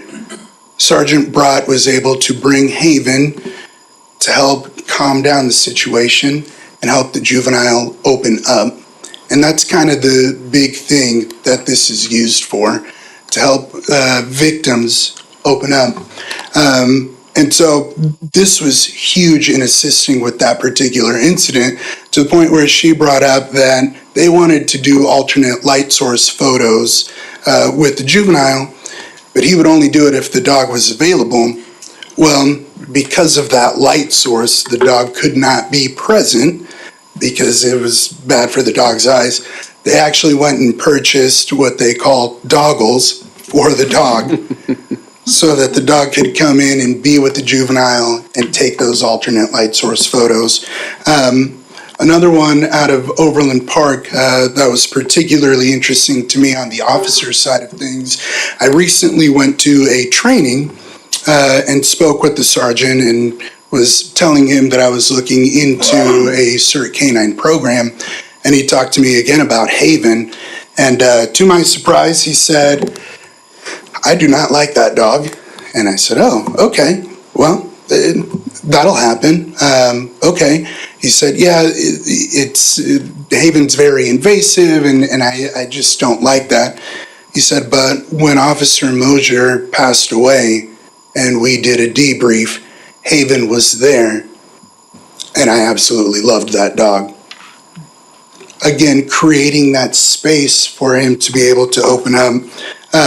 So moving on here, officers are 2 to 4 times more likely to suffer from post-traumatic stress disorder. On average, officers respond to 178 critical incidents in their career. So, how does it work? CERT canines are trained to omit their environment, so they can be in a very large crowd and still maintain focus on what they are there to do. They are trained to detect chemical and hormone changes in individuals under stress. The canine alerts the handler by pulling toward the subject. CERT canines are trained to take on full body hugs, light petting, anywhere within that range. This creates an endorphin release, allowing people to foster emotional openness under stress. So again, getting the victims to open up so that we can assist. Local agencies here on the right, a couple of you got to meet Gus. Gus is with Johnson County. We had him at a Coffee with the Cop event earlier this year. He was a huge hit. I don't even know why we were there. We should have just let Gus in there. On the left side, that's Haven out of Overland Park. One thing that I want to highlight to you all is these are not the only 2 dogs in the area. The Metro has more of these CERT canines. The handlers are all on a team and are all communicating constantly. If there is a critical incident anywhere in the Metro where they need the assistance of a CERT canine, the handlers are all communicating and send somebody out if they're available. So obviously one of the huge things, community engagement. Police canines are trained for specific functions. You've got narcotics, tracking, bomb, and crisis intervention. Not all canines are experienced in being amongst large crowds. These canines are. So they are perfect for community engagement. So let's talk about the important stuff, financials. So the larger costs in this whole thing, acquisition of the dog itself through Guide Dogs of the Desert is a one-time donation of $7,500. But we would also need to acquire a vehicle for the canine itself. So the vehicle, including equipment, kennel system, you're looking at $70,000 there. And then a bunch of these smaller expenditures that we would be looking at there. The one-day training, travel and hotel, collar and nameplate, waist lead, long line, harness, training collar, patches, dog beds, food bowls, bones, kennel. And then, of course, we have some ongoing expenses as well. Food, boarding, and I'm going to pause there for a second to say with this particular type of canine, the reason that it says boarding is free. You would be able to let maybe another officer in the department watch the dog. Whereas with like a narcotics dog, that's not something that you can do. You have to board the canine. And then, of course, vet expenses as well. So what I am looking for today is to ask you all if I can apply for some grants. There's a variety of available grants assisting departments with canines. There are grants for hot dog sensors, for vests, for, Canines United is one of the foundations that has an available grant, as well as the National Police Dog Foundation and the Spirit of Blue Foundation, the Gyra Canine Police Canine Grant Foundation. And one of the great things about the way that I'm trying to make this happen is that really this is at no expense to taxpayers, because whatever we cannot get through grants, we are hoping to use the Police Department Drug and Alcohol Fund. So with that, are there any questions? I think this is a great thing. I love it. I know I was at the Coffee with Cops with you, and there was the dog that was there from Johnson County, and like you said, it was a big hit. And I know we kind of talked briefly about it. You brought up and said, would you be interested in having something like the Spring Hill? And I said, absolutely. And so I think it would be a big hit, something be very valuable here, and I think it would be something that would be utilized a lot. So yeah, I'm all for it for sure. I just want to say you did a great presentation. Thank you. So I know how it goes getting up in front of people. So question on the Yes. training, it's a 1-day training. And so Yeah. is that for the officers on how to handle the dog? Yes. So the specific foundation I'm trying to go through, Guide Dogs of the Desert, they boast that their canines from birth to it's like 2+ years old.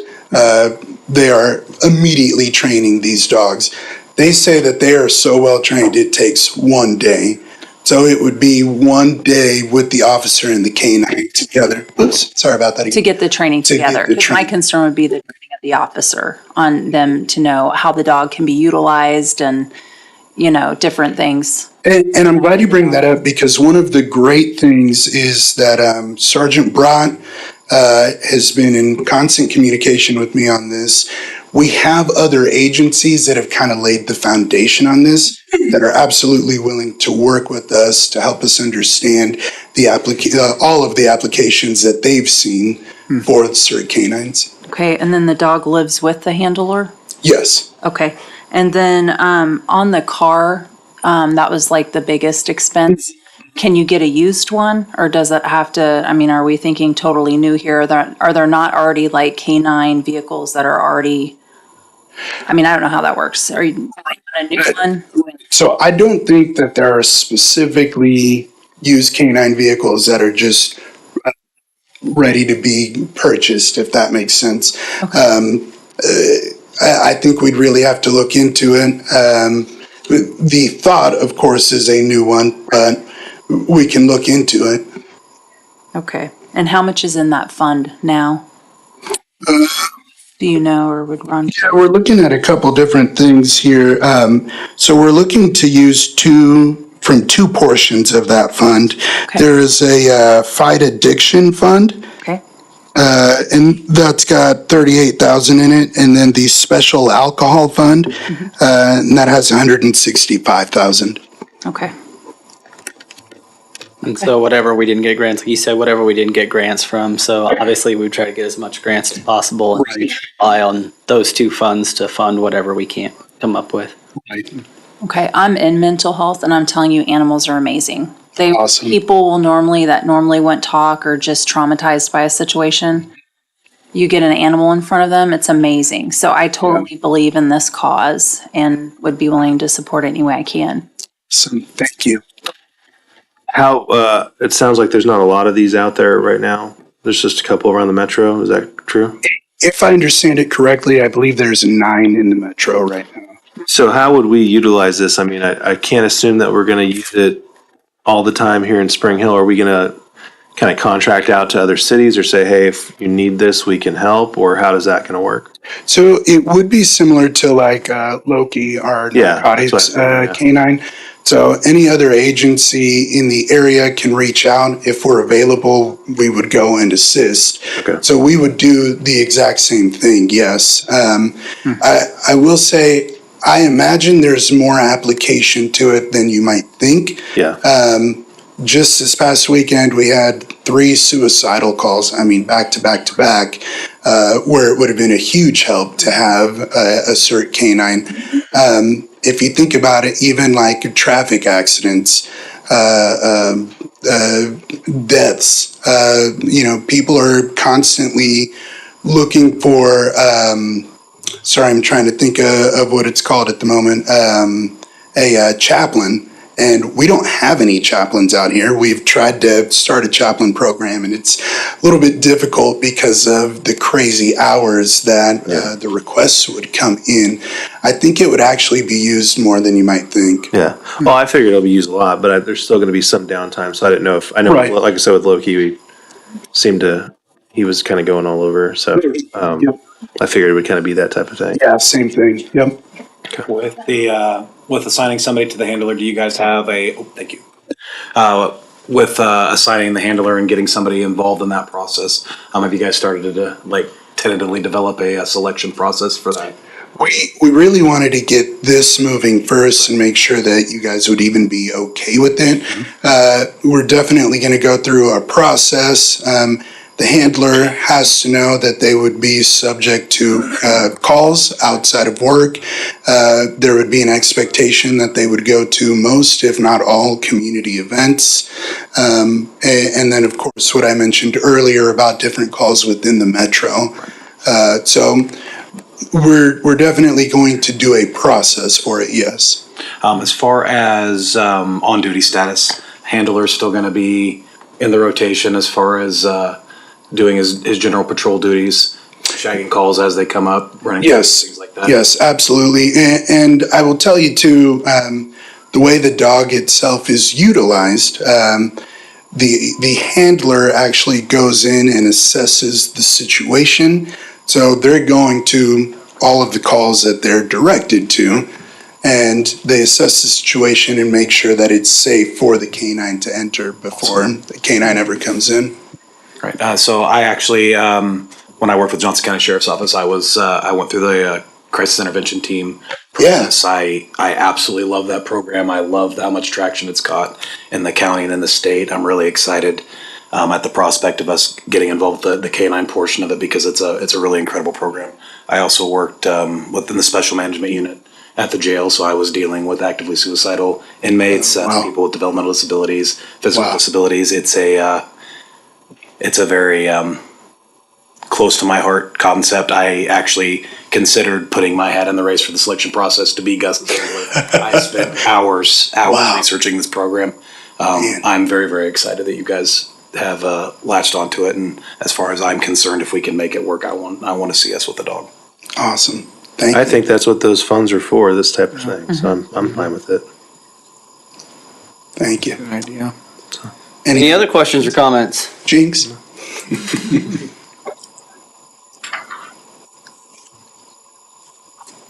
Thank you. Awesome. I was just going to add, one thing to PJ's comment. One of the kennels that he's looking into is actually a transport kennel. So unlike a patrol or narcotics dog where you cannot put a prisoner in the compartment with the dog, this is a split kennel. So this officer would be completely on the streets when they're working and would still be able to do prisoner transports, prisoner pickups, just like any regular officer. They just happen to have a dog with them. That's what I was wondering, like, if you're during the day, you just happen to have your dog with you and you have to go to a call that he's not going to be utilized in, can you still perform your duties with that? So. Yes, absolutely. Thank you, Captain, for bringing that up. Yeah. I was just going to say the other thing that when they're not responding to our call or whatever, it's great for your officers just to have the dog around. Yes. I mean, honestly, for, mental health wellness and employee wellness and all that. So if they're not responding to anything, just having a dog around can really make a day better. True. I agree. Any other questions or comments? Thank you, Sergeant. Yeah, thank you very much. I want to echo what Kristen said about the presentation was very good. So I know it can be, I know when I made my first presentation years ago, it's kind of daunting to stand up in front of everybody saying things. So you did a great job. Thank you. Awesome. Thank you. For clear direction, go get Grant. Oh, yeah, go for it. Yeah, go for it. Yeah, go get Grant. Appreciate it. We're on board. Do it. Thank you. With that, I'll move on to announcements and reports. I don't have anything myself.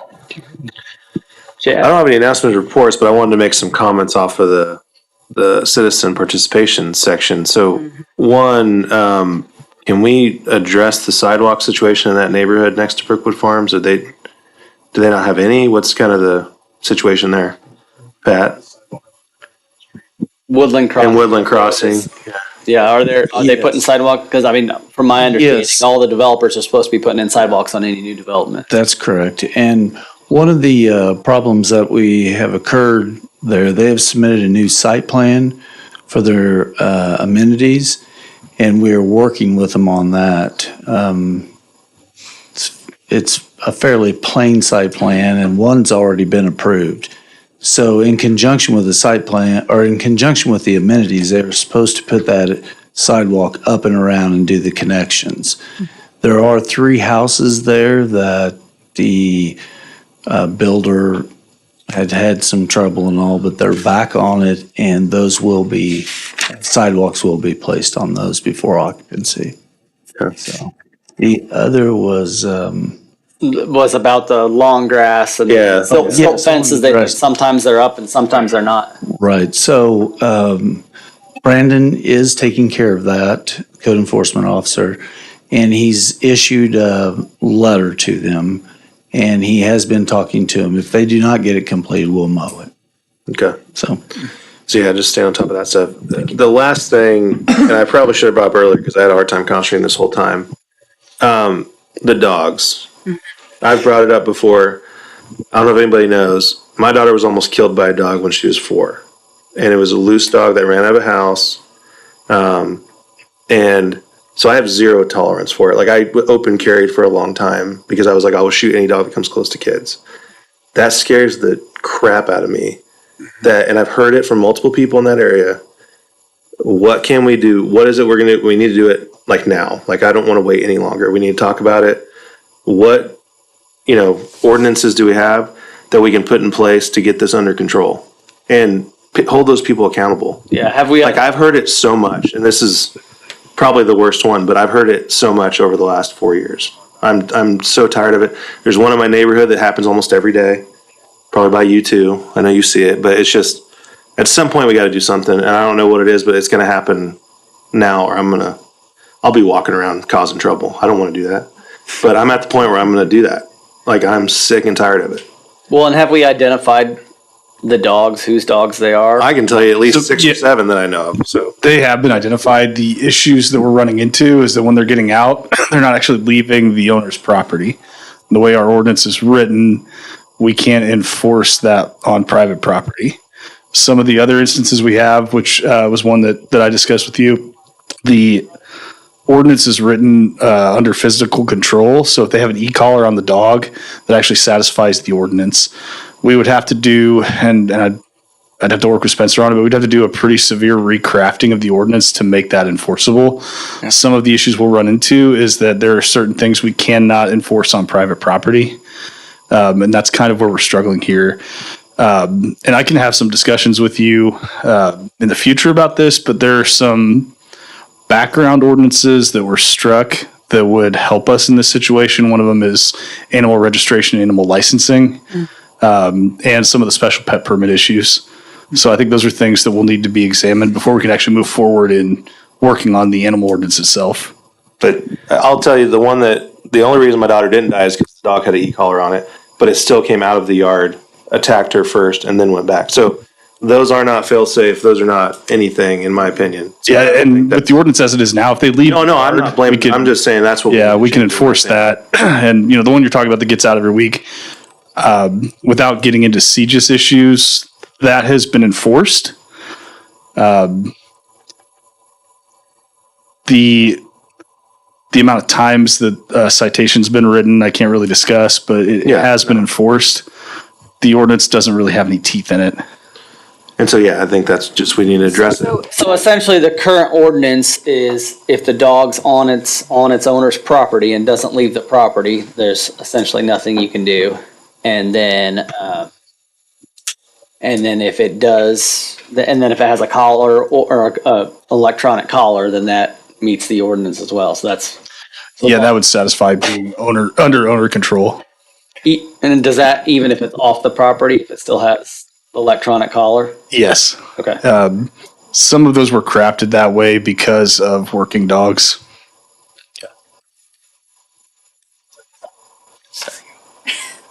I was just gonna say, so do we, can we? I don't know if there's any other support. I'd like to change it all and make it way more strict, but. Well, that's what I'm saying. You can. I don't know if there's support from anybody else, but. I do. I want to be really careful about changing ordinances from smaller sample sizes that impact the city as a whole. So when we've got 10,000 people that are doing the job and 1 or 2 people that are a problem regularly, we need to find a way to address those people as opposed to changing the law. Mm-hmm. Well, you can't address the people if the law is not there. Yeah, Well, so we can look at giving the current ordinance some teeth. Yeah, because their hands are tied. That would be a good, And I'd be happy to discuss this stuff with you individually. Again, there's a lot of stuff that we can't discuss in public because of CGIS. Specifically details about some of these instances, but I'd be happy to discuss them with you in person. Yeah. I mean, that kind of just put me over the edge. I've already been, and like I said, I've talked to you many times about it, and I'm just like, God, this is getting ridiculous. Because I know and it's not just a handful. I mean, I've had it happen dozens of times, different Like I places, said, all throughout the city. If we can find a way to do it reasonably, we have to make sure that we're also taking care of the interests of the people that are doing what they're supposed to be doing. Not all dogs are like these crisis intervention dogs. Most of them are very, Right. and the people are not good at training them. And I mean, it is what it is. So, Mr. Throne. I got nothing. I think tonight was a great meeting. Mrs. Feedback.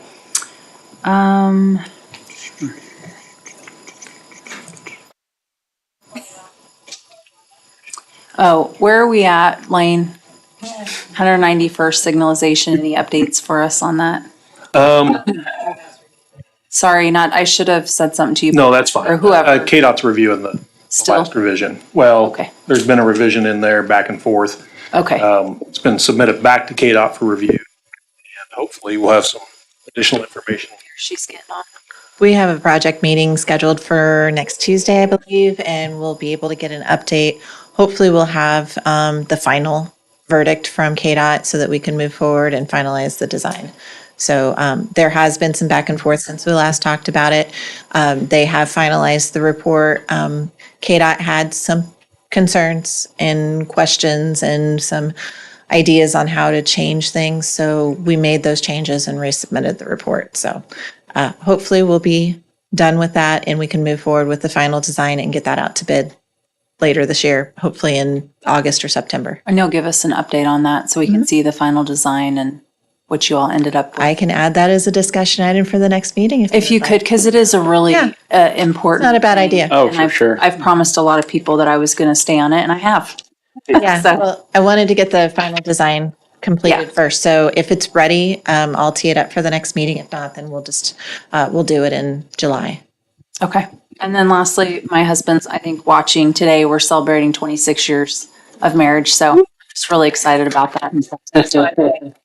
Thank you. That's it. That's all I have. Mr. Grant.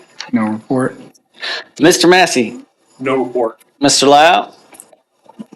No report. Captain Khan or new Chief Sutterby. No report. Either one of you.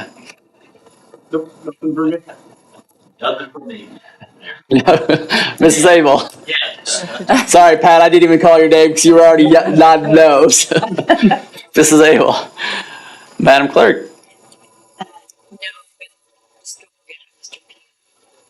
I don't think you asked. Oh, you didn't have. Oh, yeah, Brian, sorry, do you have anything to add? Sorry, Brian, without seeing you here, I just skipped right over you. Mrs. Dudd. Mrs. Jones. Mr. Spear. No report. All right, with that, I entertain a motion to move into executive session number 1. Does anybody need a break or are we good? Yeah, anybody need a bathroom break? Okay, yeah, we'll add 2 or 3 minutes to it. All right, I move the city council recess into executive session for 15 minutes to receive advice of council regarding economic development pursuant to KSA 75-4319B2 of the Kansas Open Meetings Act. The open meeting will resume in the city council chambers at 9:30 p.m. No formal action is anticipated following the session. Persons to be in attendance are the following: Lane Massey, City Administrator; Patrick Burton, Community Development Director; Spencer Lau, City Attorney. Second. Got a motion and a second. Is there any further discussion? Not all those in favor? Aye. Aye. Opposed? Motion carries 5-0-0. See you soon.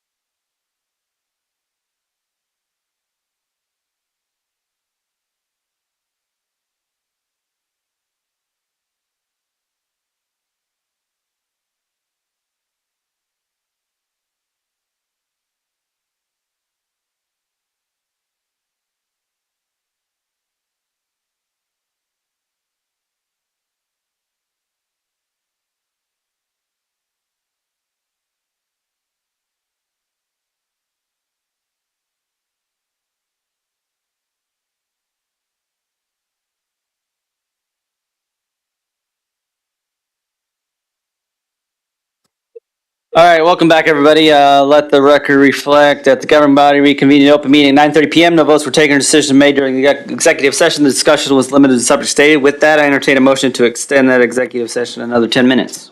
So moved. Second. Got a motion, a second. Is there any further discussion? All those in favor? Aye. Opposed? Motion carries 4-0-0. What time? Do we have a It'll be 40. 40? 9:41. 41. 41. Okay. See you soon.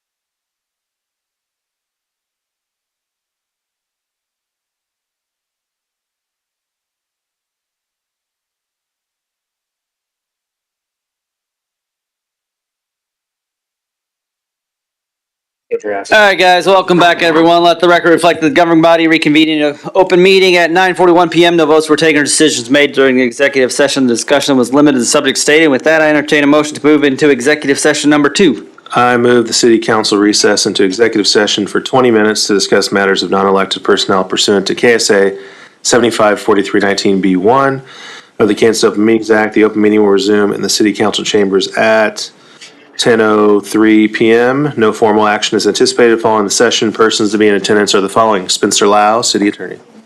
Second. Got a motion and a second. Is there any further discussion? If not, all those in favor? Aye. Opposed? Motion carries 4-0-0. See you soon.